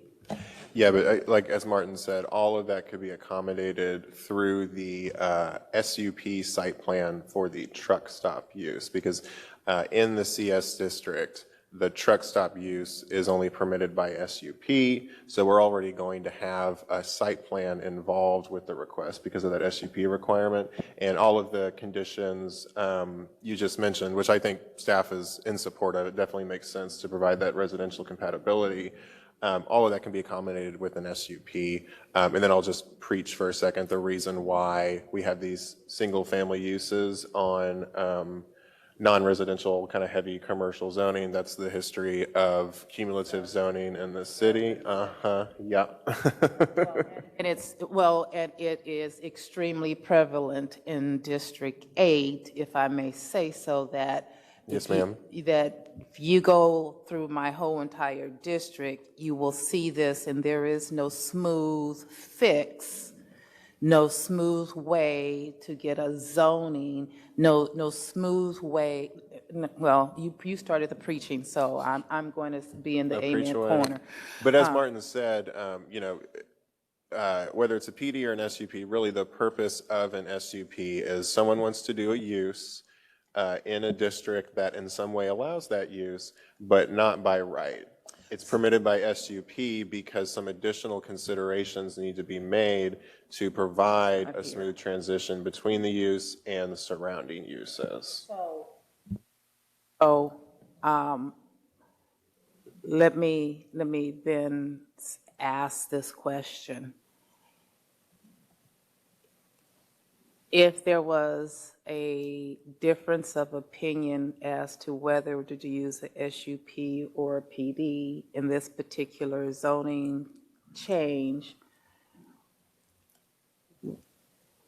in what was asked earlier, if we all had sat down and had a conversation prior to being at the Horseshoe, we could have ironed this out before getting to the horseshoe and coming up with how do we cohesively move forward with this particular thing, because what you're asking me to do now is to either hold it, re-advertise it from a PD to a SUP with conditions. No, you don't, because it's less than. Yeah, we wouldn't have to re-advertise. But- We've already but- noticed it But for to all of hold it, rewrite it, relook at it, and bring it back. Well, staying on the solution, we might want to get into the specifics of what still needs to be worked out, because it's possible that may just be a few things we need to discuss that we could do today, and then accommodate that with a motion this afternoon. So I'm all for that. But the applicant is not here to also join in on that conversation. Will they be here this afternoon? This is, This is master plan, and, huh? Yeah, and this is under advisement already, so we don't need to worry about taking it off consent. I'm fairly certain the No, applicant would be it's here not this under afternoon. advisement. Yeah, this is, Number 13. this has been held once before from the June 6th Yeah, no, meeting. what he's saying is that we don't have to take it off consent. Oh, It's not- yeah. it's not on Correct. consent. Yeah, we already took it, okay, we already took it off consent. And knowing the representative with whom we work a lot, I would imagine that, He did indicate he would be here today, yes. Oh, he will be here. Yes. I know he will be here. Yeah, but certainly I think we could work something out rather quickly. We did already provide a staff recommendation, conditions in the report, then and so it should be a fairly quick. I edit. won't ask any more questions. I will talk, we will talk together. Thank you. Okay, thank you. Any other questions on this item? Commissioner Hall, please. Just to make sure I understand, this was zoned CS, but then the houses were built after it was zoned CS? We're not sure, but I would have to imagine that the houses were built before it was zoned CS, because the houses couldn't be built in a CS district. Whenever it was made CS, you couldn't build those. Let me Theoretically. make sure you guys understand. In District 8, there is no ideal what came first, the chicken or the egg. This is the chicken or the egg. So you can say I don't know if don't know. No, that's fine. Second question is, the development plan shows retention ponds around 1.5 sides or so. Is that next to the residential? Would that be next to? Yes, that would be. You'd have the yeah, I can pull it up again. But yes, the ponds would be along the northern perimeter and this eastern perimeter, and that is where there's those residential uses adjacent. And then would the presence of that retention, I don't know if it's a pond or just a low part of the ground, but that would allow for landscaping buffers and et cetera, between the residential and? I believe so. I think it would be, the buffering would be kind of between the pond and the parking, but it might also allow for buffering. That would be a good question to bring up to answer. yeah, we could, he's remote today, but we can get with our engineering contact, David Navarez, and see what kind of options exist, if that's where they want to locate a detention pond. Yeah, I was just thinking about some sort of buffering. Would the pond interfere with that, just because of the light and the noise? Sure. I assume this would be a 24-hour operation? Presumably. Yeah, okay. All right, thank you. Thank you. Commissioner Forsyth. On page 1325 of the case report, it indicates that 59 property owners were notified about this rezoning change or request. And I'd like to ask if you received responses back from these property owners and what the response was.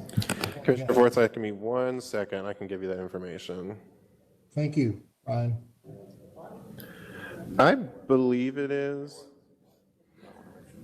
Yeah, so we always send out the reply forms with the number of responses we receive in favor or opposition, typically the day before the hearing.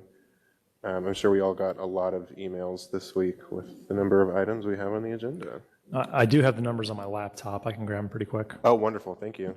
I'm Yeah, I'm still looking. sorry, there were 59 notices sent out. We had 4 positive and 1 negative, 500-foot radius. Thank you, sir. Thank you. Did you get that, Commissioner Forsyth? I did 4 positive, 1 negative, and a 500-foot radius out of the 59 property owners. Correct. Commissioner Herbert? Yes, question on the side of the street of the proposed site, are there any heavy truck stops on that side of Lancaster? Commissioner, it's a little hard to hear. Did anyone? What Commissioner Herbert asked, it was on the side, at the site of the side of the land, the request site.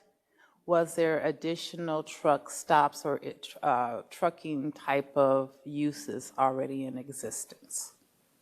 Did I get it right, Commissioner?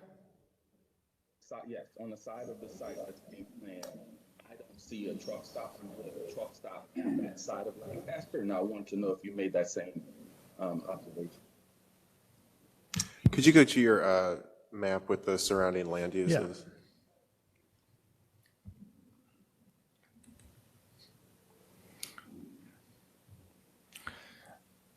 All right, so kind of in the immediate vicinity along Lancaster, on the eastern side of Lancaster, we see here on the map here, again, this is just the immediate vicinity, sort of where it's zoomed in right now. On that side, there isn't a truck stop within, again, it's just that snapshot here. To the western side, yes, there's a motor vehicle fueling station and truck stop, and then I believe Commissioner Blair indicated there is further south, I believe, there's another truck stop facility as well. Okay, so I think the answer was no. Looking at the map, motor vehicle fueling stations are on one side of Lancaster, and on the other side, there aren't any? Yes, at least at this sort of level of map scale. Okay. And I'm not sure if this is part of your study, but did you look at any of the traffic patterns around there? The traffic at that very corner is very heavy and hectic. And I'm not sure if that was brought up. We didn't look at that so much from the land use perspective, but engineering, they have several comments for the applicant, and they have been in discussions with the applicant as well from an engineering perspective for improvements that would need to be made at the intersection as well as along Cherry Valley Boulevard in order to accommodate truck traffic were this to move forward. Okay. Yeah, just looking at that area, Cedardale has already been kind of encompassed with the warehouse from the Lancaster side. I have real concerns about another truck stop on that corner on the opposite side where the existing truck stops are. But we'll talk through it as we go along. Thank you. Thank you. Any other questions, commissioners? Okay, we'll keep going. Commissioners, case number 14 will be held under advisement to August 8th, which takes us to number 15.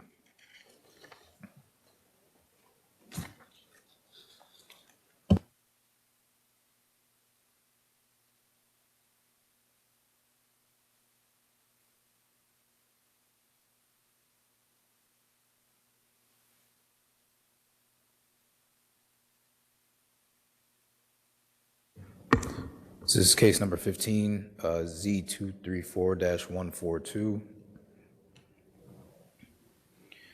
It's an application for a specific use permit for the use of an electric substation. I think you have briefed this one before. So if you could just tell us if there's any updates, we're good. Gotcha. Yes, so the applicant did submit a new site plan, and I think I put on record at the last meeting that it was held to that staff was in support of the original site plan that was submitted, as well as the conditions that match the site plan. Staff is not in support of the new site plan that we received. And that site plan is, the new site plan is in the case report, as well as the, yeah.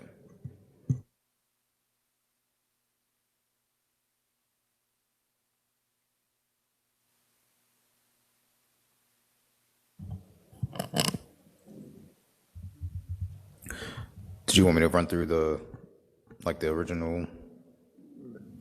Yeah, all right. Please. So this was the original site plan. I think so this has been held twice. Twice. And at the last meeting was when we received this updated site plan showing this full parcel here. I don't think there have been any updates to it since the last hearing. That's correct. No updates since the last hearing. Yeah, so I think we're good. Questions, commissioners? Commissioner Epler, please. Could you run me through the changes between the original and the new one and the issues you had with it? Yes, so the original proposed site plan, the applicant was proposing only doing an expansion to the existing substation, and it would not encroach upon the existing trails and walkways that are being used by residents in the area, as well as the green space. And then we also wrote that into the conditions that were submitted by the applicant. So now the new site plan is actually encroaching upon the trails and pathways, and they're proposing to do a trail here to connect to the existing substation. So that does not align with what we originally agreed upon in terms of the conditions that were submitted. And the proposed change to this trail is an 8-foot increase to make it, I believe, 20 feet wide? That's correct. Correct. Are you aware that that's for the utility vehicles that are designed to service this substation? Yes, I'm aware of that. However, they do already have a way for the utility vehicles to get to the site and service the site without putting this massive pathway to get to the substation. Could you walk me through the addition to the site, the structure that will be proposed to put in there? Yes, so again, the original proposal was to expand the, see if I can zoom in, nope. So the original proposal was to expand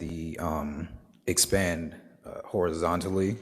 So on the ground plane, the substation about, I want to say it was about 5,000 square feet. And again, that didn't encroach upon the existing trails or pathways or the green space that is being used as for residential recreation and passive activities.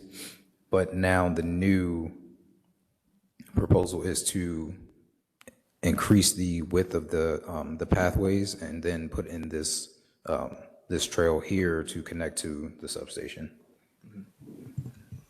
And specifically within the substation, is it marked here where they're putting in, I believe it's a switch box? Could you walk me through the dimensions of that, the additions, like the new structure that's going into the substation? Yeah, so they haven't provided me anything in terms of, you mentioned a switch box. They haven't provided me anything in terms of that. Excuse me, and I can't really zoom in on here, so it's not really the best graphic here. But again, their area of request was originally, or I'm sorry, the proposed area for the expansion was originally just in this small section where the electric substation is existing.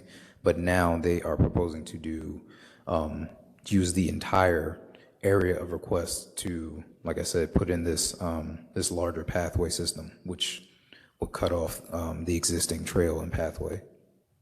Cut off the trail? Yes. So again, it's imposing upon the existing pathways and trails that are being used as active and passive recreation for residents and other folks in the surrounding neighborhood. Yeah, so this proposed service access essentially, I think, is around 1 kilometer long on that trail. Are you aware that it'll still be used for hike and bike access throughout that site? Yes, that is what, again, the applicant had mentioned, but based on what they are proposing now, they have to do construction, right? So they would be essentially cutting off half of what is already there for folks to use as pathways, bikeways, things of that nature, as well as the green space. Question for the chair. Yes, sir. There was a graphic supplied to me about an example of an existing substation that mimics the proposed changes to this one. Could I share that with the body now? Yes, you could. George, could you throw it up there? Thank you.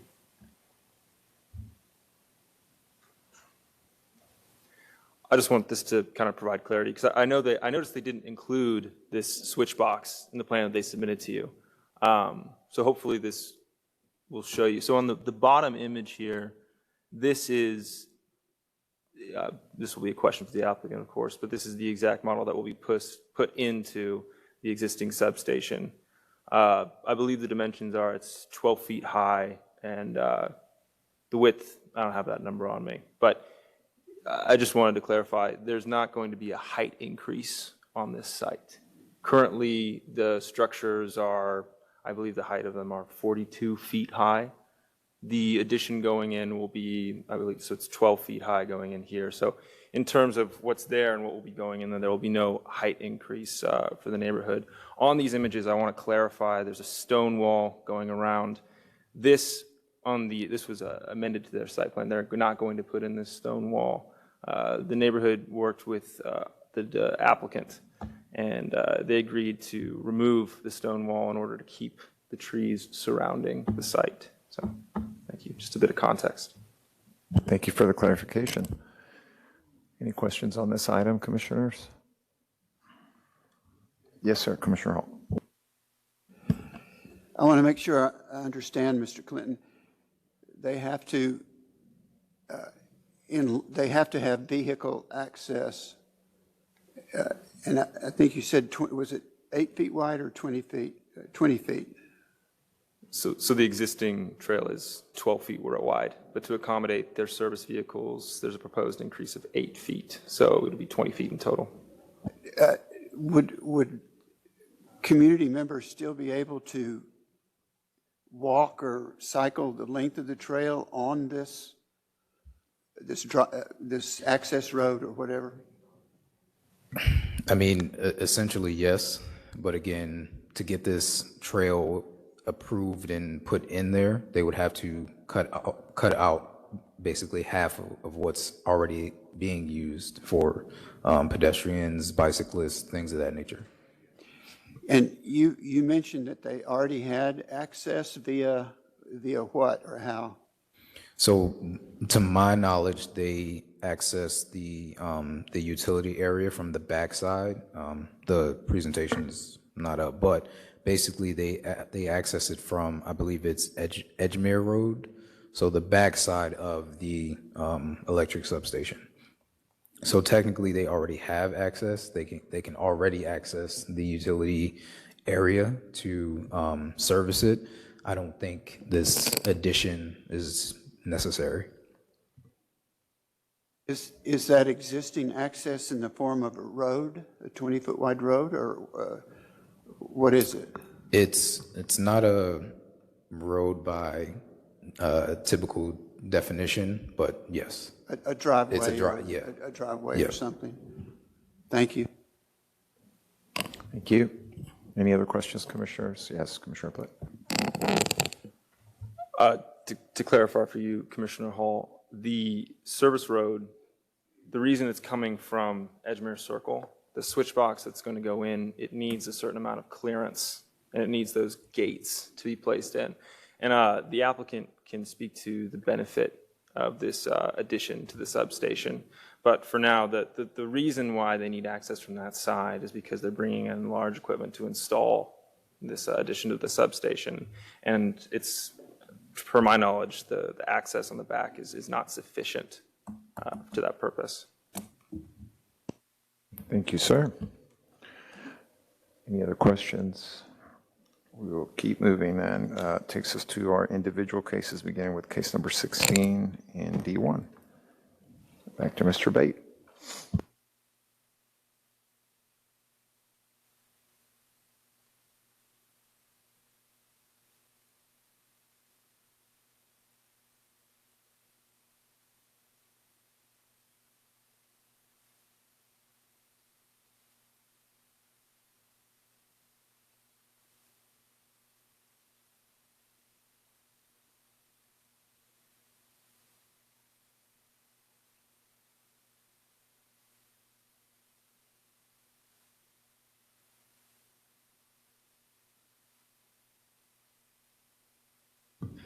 This is case Z234-149.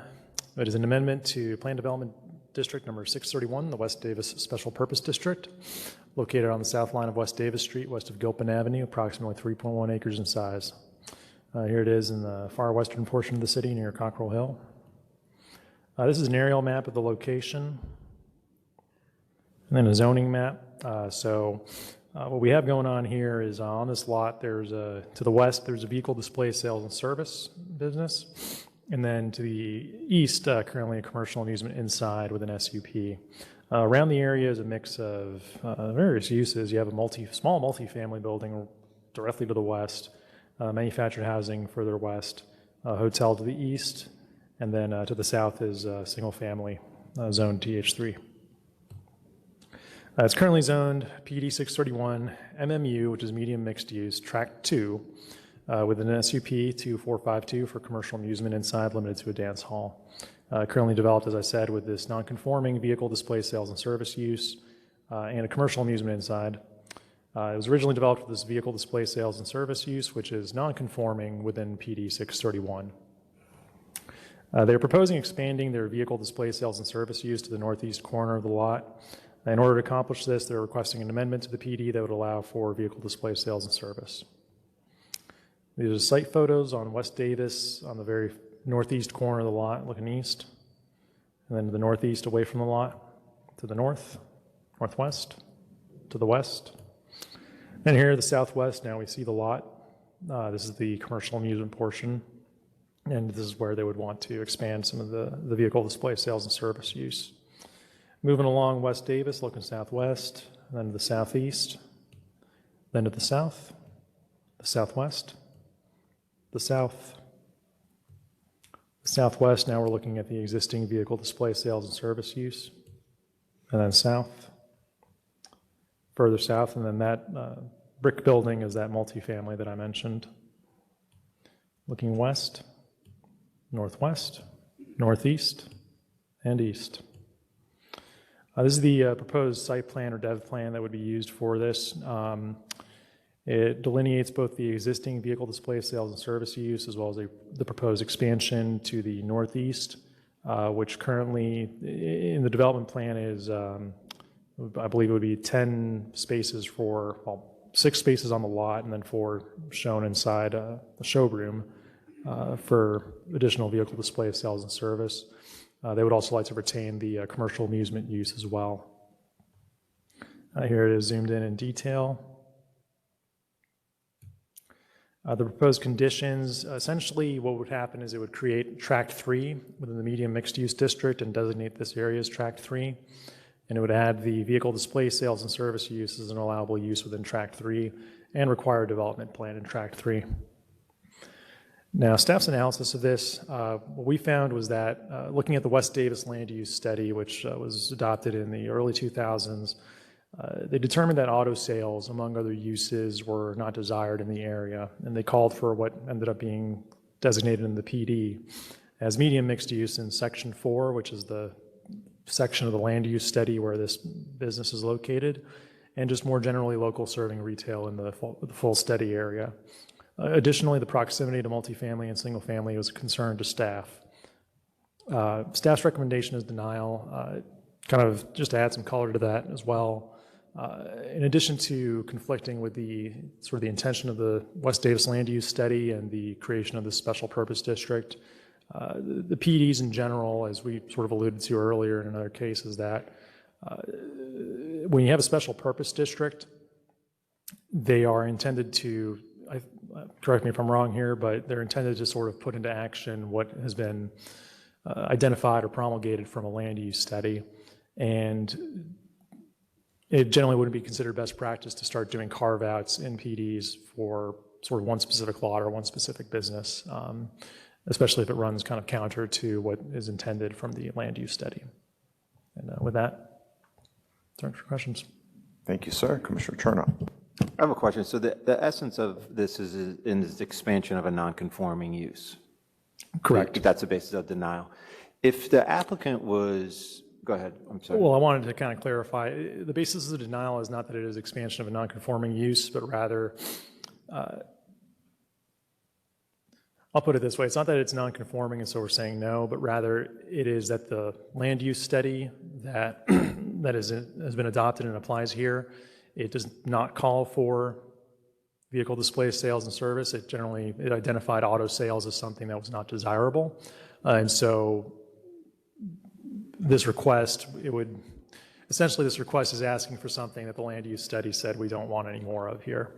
And so but I think on the less sunny zoning code side, I believe it's not permitted in this sub-district as well, right? Correct. Yeah, so it is, So a non-conforming use, but also, as Martin said, not supported by the area plan. But if I may, real quick, Commissioner Chernock, of course, if this body and CPC were to approve it, it would become a conforming use. Yes. Understood. And if the applicant so chose, could they remove the service of the three, vehicle Yes, so sales display? Yes, the body can create its own, what you could call bespoke use definitions. We have seen this in the past in other PDs where a use has been defined within the definition section of the PD and then identified as an allowable use, or it could be a use that requires an SUP or what have you. But the body certainly is able to, and staff has also been able to in the past, create those sorts of customized uses. We would need to work with, I think, city attorney to sort of shore that up. Additionally, from a best practices perspective, we would caution against creating bespoke uses or bespoke uses for sort of one lot or one business within a PD. And could there also be a limitation put on number of vehicles that are displayed? Yes, we could do that. Another question, is it possible to modify today, without holding this over, to modify the site plan to limit the request to only the eastern part of the proposal? I think we would need to amend the application to change the area of request, or no? Not necessarily. Yeah, you could make in your, all of this you'd want to get help from Daniel on, but you could make it part of your motion that the proposed sub-district, needs to be limited in scope to the eastern side of the site, and the proposed development plan would need to be updated to reflect that. Obviously, you couldn't see a new development plan today, but if the body makes a motion today to recommend some kind of approval, and this goes forward to council, between today and that council date, the applicant could revise their development plan to accommodate that motion. Can you also just confirm my understanding? The essence of the request from the applicant is really to just have approximately 10 to 15 vehicle display spaces on that eastern half of the lot. Correct. That's shown. Yes. And if we were to remove the western part, that use that they have there, which is the vehicle display and auto and service, would be separate. It would be essentially grandfathered in, and they would be able to continue that use as they have been for the last, let's say, 25 years, 26 years. Correct. I wouldn't necessarily say that it's grandfathered in, but it would be considered just a non-conforming use under city code where, so long as they don't expand basically if they don't expand the footprint or the size of the business, then it can sort of operate in perpetuity or unless the city were to move towards amortizing it. And then what would be the implications on the east side of the lot? We would, let's just say, if the applicant was willing to pull out the service component, just have vehicle display and sales, and it was limited to, let's say, 20 spaces. If they were to sell this, obviously the next owner of that lot would be limited to those same. Yes, they would be limited to the same conditions. The Same conditions run with conditions. the land rather than the ownership. Okay. Thank you, sir. Any other questions on this item, commissioners? Okay. Case number 17, held under advisement to August 8th. We'll brief it then. Takes us to number 18. I don't see Commissioner Herbert. There he is. Is Commissioner Herbert there?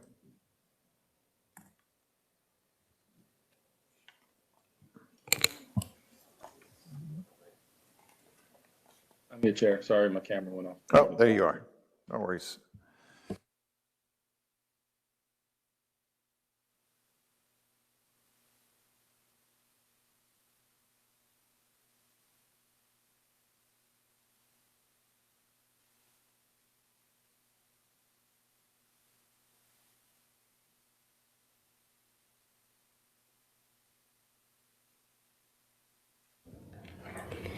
This is Z234179. This is an application for a specific use permit for a commercial amusement inside. It's on property zone CR, community retail. The purpose of the request is to allow commercial amusement inside use on the property. You will see outlined in the blue is actually where the entire plaza is. And this is suite 235, so it's only for one suite. Surrounding is single family, restaurant and retail. It is an auto service center, vehicle display sales or service. The area request is located in Redbird Highland Plaza and is specifically suite 235, and the size of the suite is 2,510 square feet. The proposed business will operate from 8 a.m. to 12 a.m. the next day, Monday through Sunday, and the applicant is requesting a specific use permit expires in 5 years, but be eligible for automatic renewals for additional 5 years. And the area request is only accessible on West Camp Wisdom Road. This is a picture of the site. Again, it's just this one particular suite, which is suite 235. This is the surrounding uses. And this is the site plan, and where it is shaded is suite 235. And staff recommendation approval for a 5-year period subject to site plan and staff recommended conditions. Thank you very much. Questions, commissioners? Commissioner Herbert.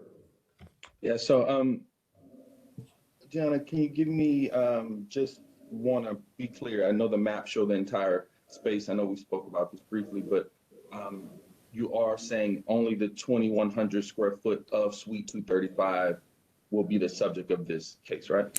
Yes, only suite 235, and according to the application, the applicant, the square footage is 2,510 square feet. So just that one suite. Okay, thank you. Next question. Can you give me some background on this use being a new use in this area or this specific site on why we went with 5-year versus a 2-year? Can you repeat that for me? Can you tell me why you went with a 5-year versus something lesser like a 2-year, because this is a new use?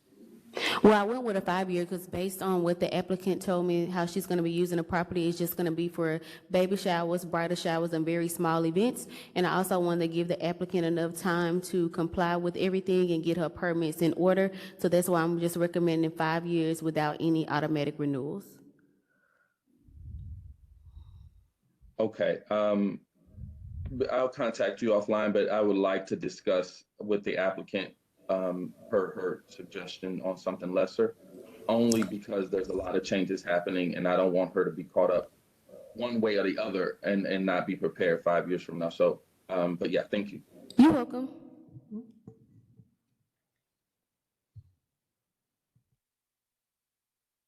Any other question, Commissioner Carpenter? Yes, ma'am. Although the applicant has expressed to you certain types of uses that she's envisioning, that would not be binding on the site or the app. If they are given an SUP for commercial amusement inside for a period of 5 years, it could be any use that's allowed in commercial amusement inside, correct? Yes, ma'am. So if she lost her lease or the business wasn't successful, someone else could assume, because the SUP goes with the property, it would not go with this particular applicant. Yes, ma'am. Okay. And normally when we have a suite in a strip shopping center, For an SUP, don't we usually include a condition in the proposed conditions saying what the square footage limitation is? So in this case, was there any consideration given to a condition that says, this is limited to 2,510 square feet? Yeah, we could have a condition that says what the max floor area is, limited to the location shown on the site plan, something like that. Thank you. It would seem like it would add some clarity too. Thank you. Commissioner Herbert, I don't know if you caught all that, but I think you might have mentioned something like that yourself yesterday. Yeah, so that would definitely satisfy that section of my question. Thank you, sir. Any other questions, commissioners, on this item? Okay, we'll go to number 19. Back to D11.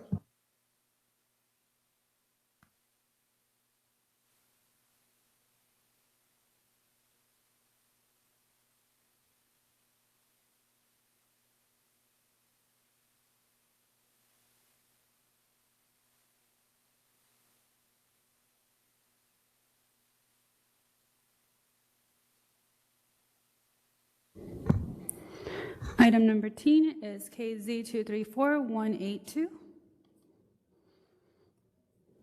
The request is an application for a specific use permit for a handicapped group dwelling unit on property zoned in R10A Single Family District. It is located on the southwest line of Knollview Drive, north of Beltline Road. It's approximately 0.41 acres. This is the location map. This is the aerial map of the site. A zoning map surrounding areas all around is an R10A in all directions, and the uses are single family.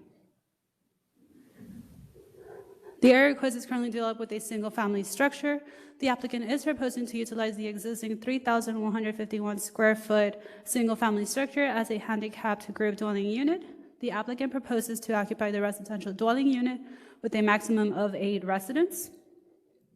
Chapter 51A defines a handicapped group dwelling unit as a single dwelling unit that is the domicile of not more than 8 handicapped persons who are not a family, as that term is defined in this chapter, and who are living together as a single housekeeping unit.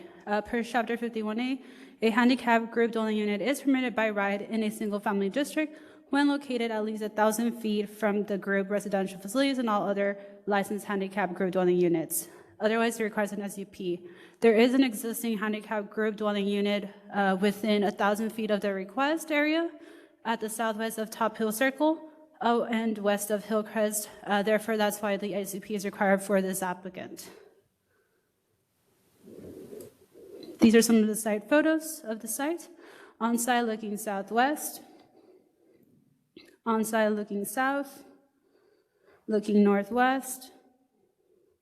Surrounding uses, on-site looking southeast, looking southeast, looking northeast, looking northeast, looking north, looking northwest, looking northwest, and this is the site plan that they're proposing. They did mention no construction will be done. It will be maintained as is. And site recommendation is approved for a 2-year period subject to site plan and staff's recommended conditions.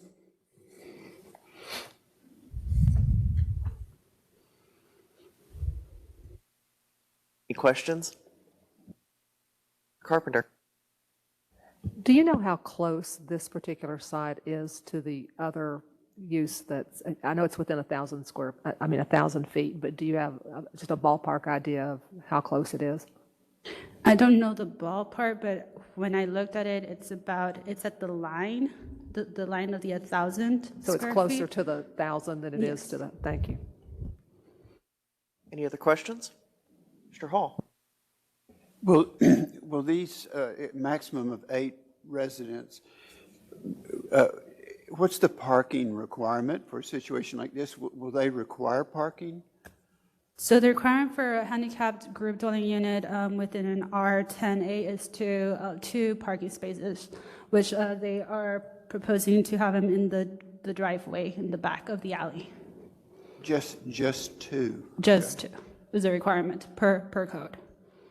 I guess we can ask the applicant later about more detail about that. Okay, thank you. Any other questions? I have a question. Oh, yes, Commissioner Forsyth. On page 15 of the case report, it indicates that 24 property owners were notified. Could you tell me what the returns have been on this in favor and against this SUP? Commissioner Hall might get to it first. Oh, do you have? And if there's a place where I should be going to find this, let me know. It was 1 for and 5 against. There was 24 sent out in a 200-foot radius, 1 in favor, 5 opposed. Thank you. Okay. Well, how else do you evaluate these things? Any other Where do you questions? find this? Can I ask where Commissioner Hall finds this information so that I don't have to be asking questions if the information's available to me? I believe it was sent by Ms. Lopez yesterday, so if you search for Liliana Lopez in your email, it's going to be one coming from her. Sometimes it's Ms. Piscina. It went out at 3:21 yesterday afternoon, if that helps, from Ms. Lopez. Yeah, Commissioner Forsyth, the title of that email is usually something like zoning reply packet. They're always sent out the day before the hearing. Yes. Not a question, but a compliment. That was as early as I recall getting that in the past, and I was thrilled because I actually got to look at every page before I got down here today. So it would be hugely helpful to get that at that time every session. Thank you. I don't know who remembers the good old days back when we would get them hard copy at the briefing when we would walk in. So yeah, big improvement overall, but thank you so much for getting that out promptly. All right, any other questions on this item? All right, number 20.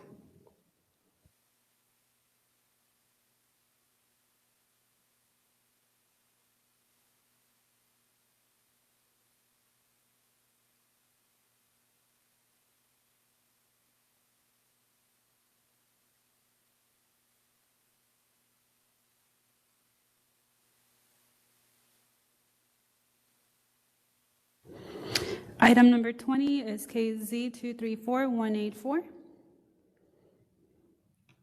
The request is an application for a plan development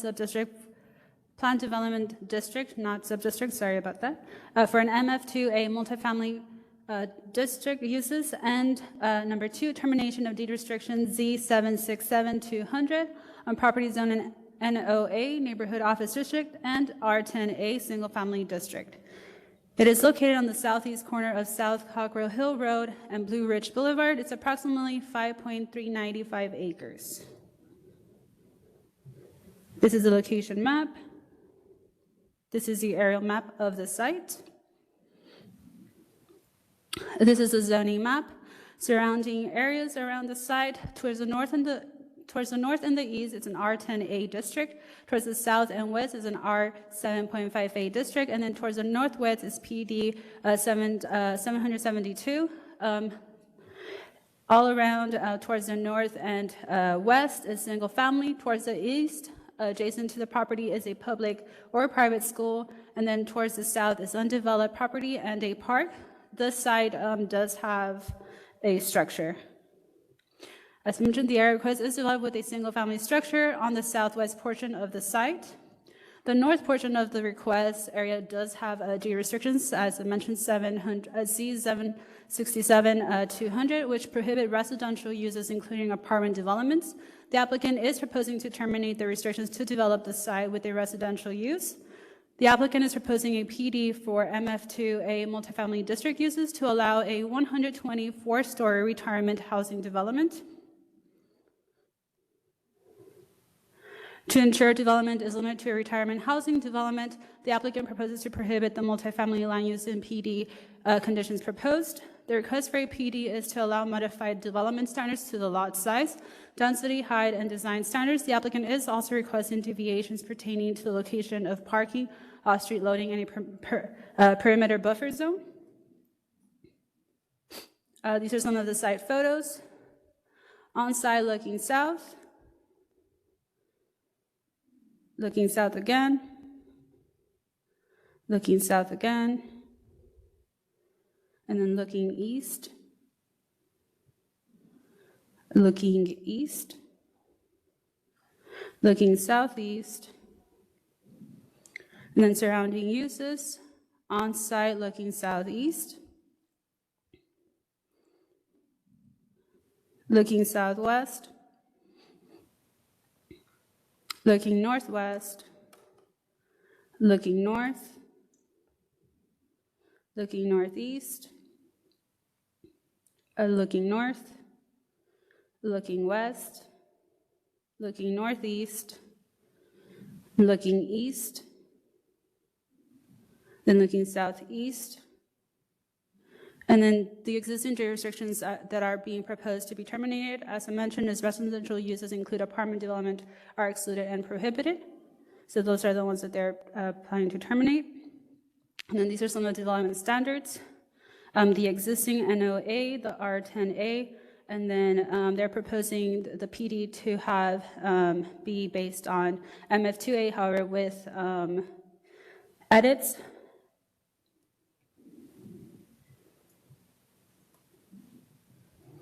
And this is a development plan that they are proposing. And I enlarged it. And then, forgot to include, staff recommendation is approval subject to development plan and staff's recommended conditions. Thank you very much. Questions? Commissioner Carpenter. The report says that the applicant is not willing to consider, sidewalks and amenities along Cockrell Hill Road because of a proposed detention pond. But it seems that there's, considerable, land here. Do you have any additional information as to why it would be, there's compelling reason or why justification is to not provide any of those amenities on that frontage? So they did mention the sidewalk along Cockrell Hill is also the alignment of going, that Cockrell Hill is going south. And then as well, for the pedestrian amenities, they say they're not proposing to include it because the site itself, the development, they're proposing to have it gated. So they'll include the amenities inside, but it'll be gated, and they don't think providing those amenities outside. Is there any discussion then of enhancing the amenities inside the gate? Detention ponds don't usually take that much area. I mean, is there any, they do have a swimming pool, dog park, that sort of thing, clustered in one particular area, but was there any attempt made or any discussion of providing some sort of, open space amenities on that western front? No. All right, thank you. I'll ask the applicant. The applicant is here. Any other questions on this item, commissioners? Yes, Commissioner Carpenter. The discussion of residential proximity slope, I understood the request to, not apply residential proximity slope to the east because of the nature of the development over there, that there's a school, there's a driveway, and another little parcel. But what was staff's thought behind allowing residential proximity slope not to be triggered by the residential property to the south, even, I'm sorry, to the north? Even though it's not developed at this time, it is our zoning, so.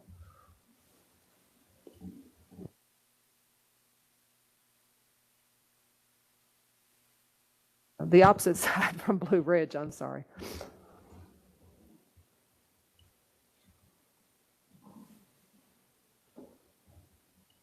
Because towards the south, it would be the same. They would have to be located 180 feet from the southern property as well.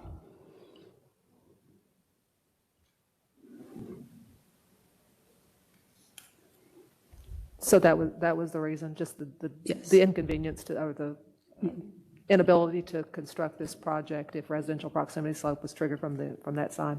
Okay, Yes. thank you. Any other questions, commissioners? Okay, we're going to the last case, number 21.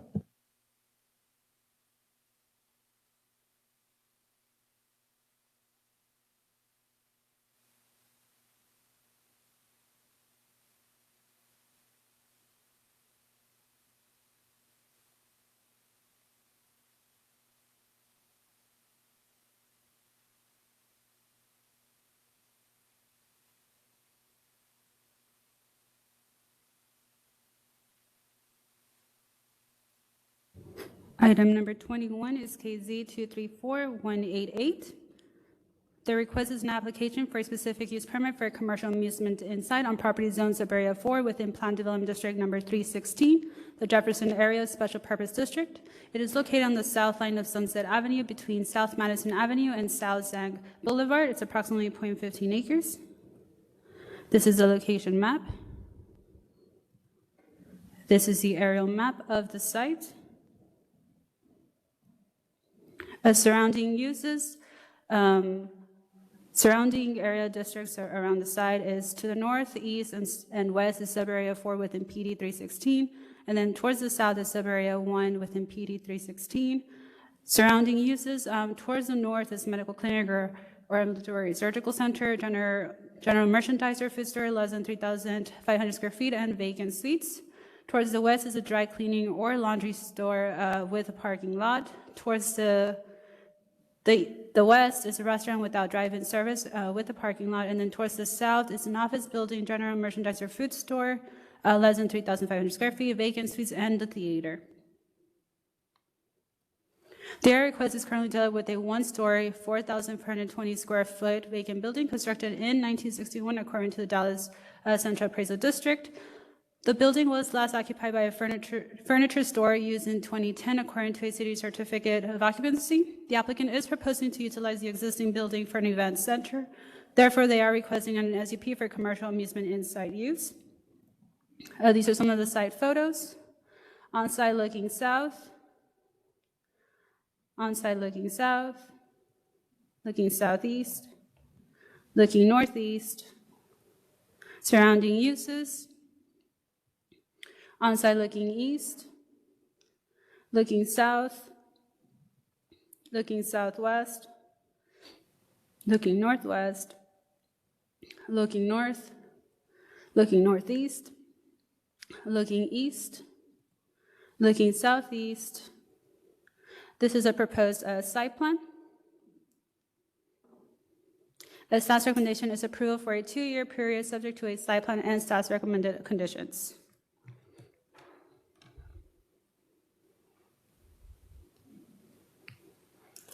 Questions, commissioners?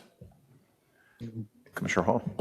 What sort of commercial amusement, do you know? They said event center. Event center? Yes. Okay, thank you. Any other questions? Commissioner Herbert, please. Yeah, just, Liliana, just trying to understand why'd you go with the 2-year versus anything longer? Because this is a new use, and I believe for the applicant to, believe that it will allow the applicant to demonstrate their operation of the commercial amusement inside use, which can be reevaluated the following initial period. Okay, thank you. Thank you. Any other questions, commissioners, on this item? Okay. Thank you very much, Ms. Garza. Commissioners, that concludes our cases. We will discuss the other ones in the end at the time that we hear them. It is 12:11, and that concludes the briefing of the Dallas City Planning Commission for today. Commissioners, have a good lunch. We'll see you back at 12:30.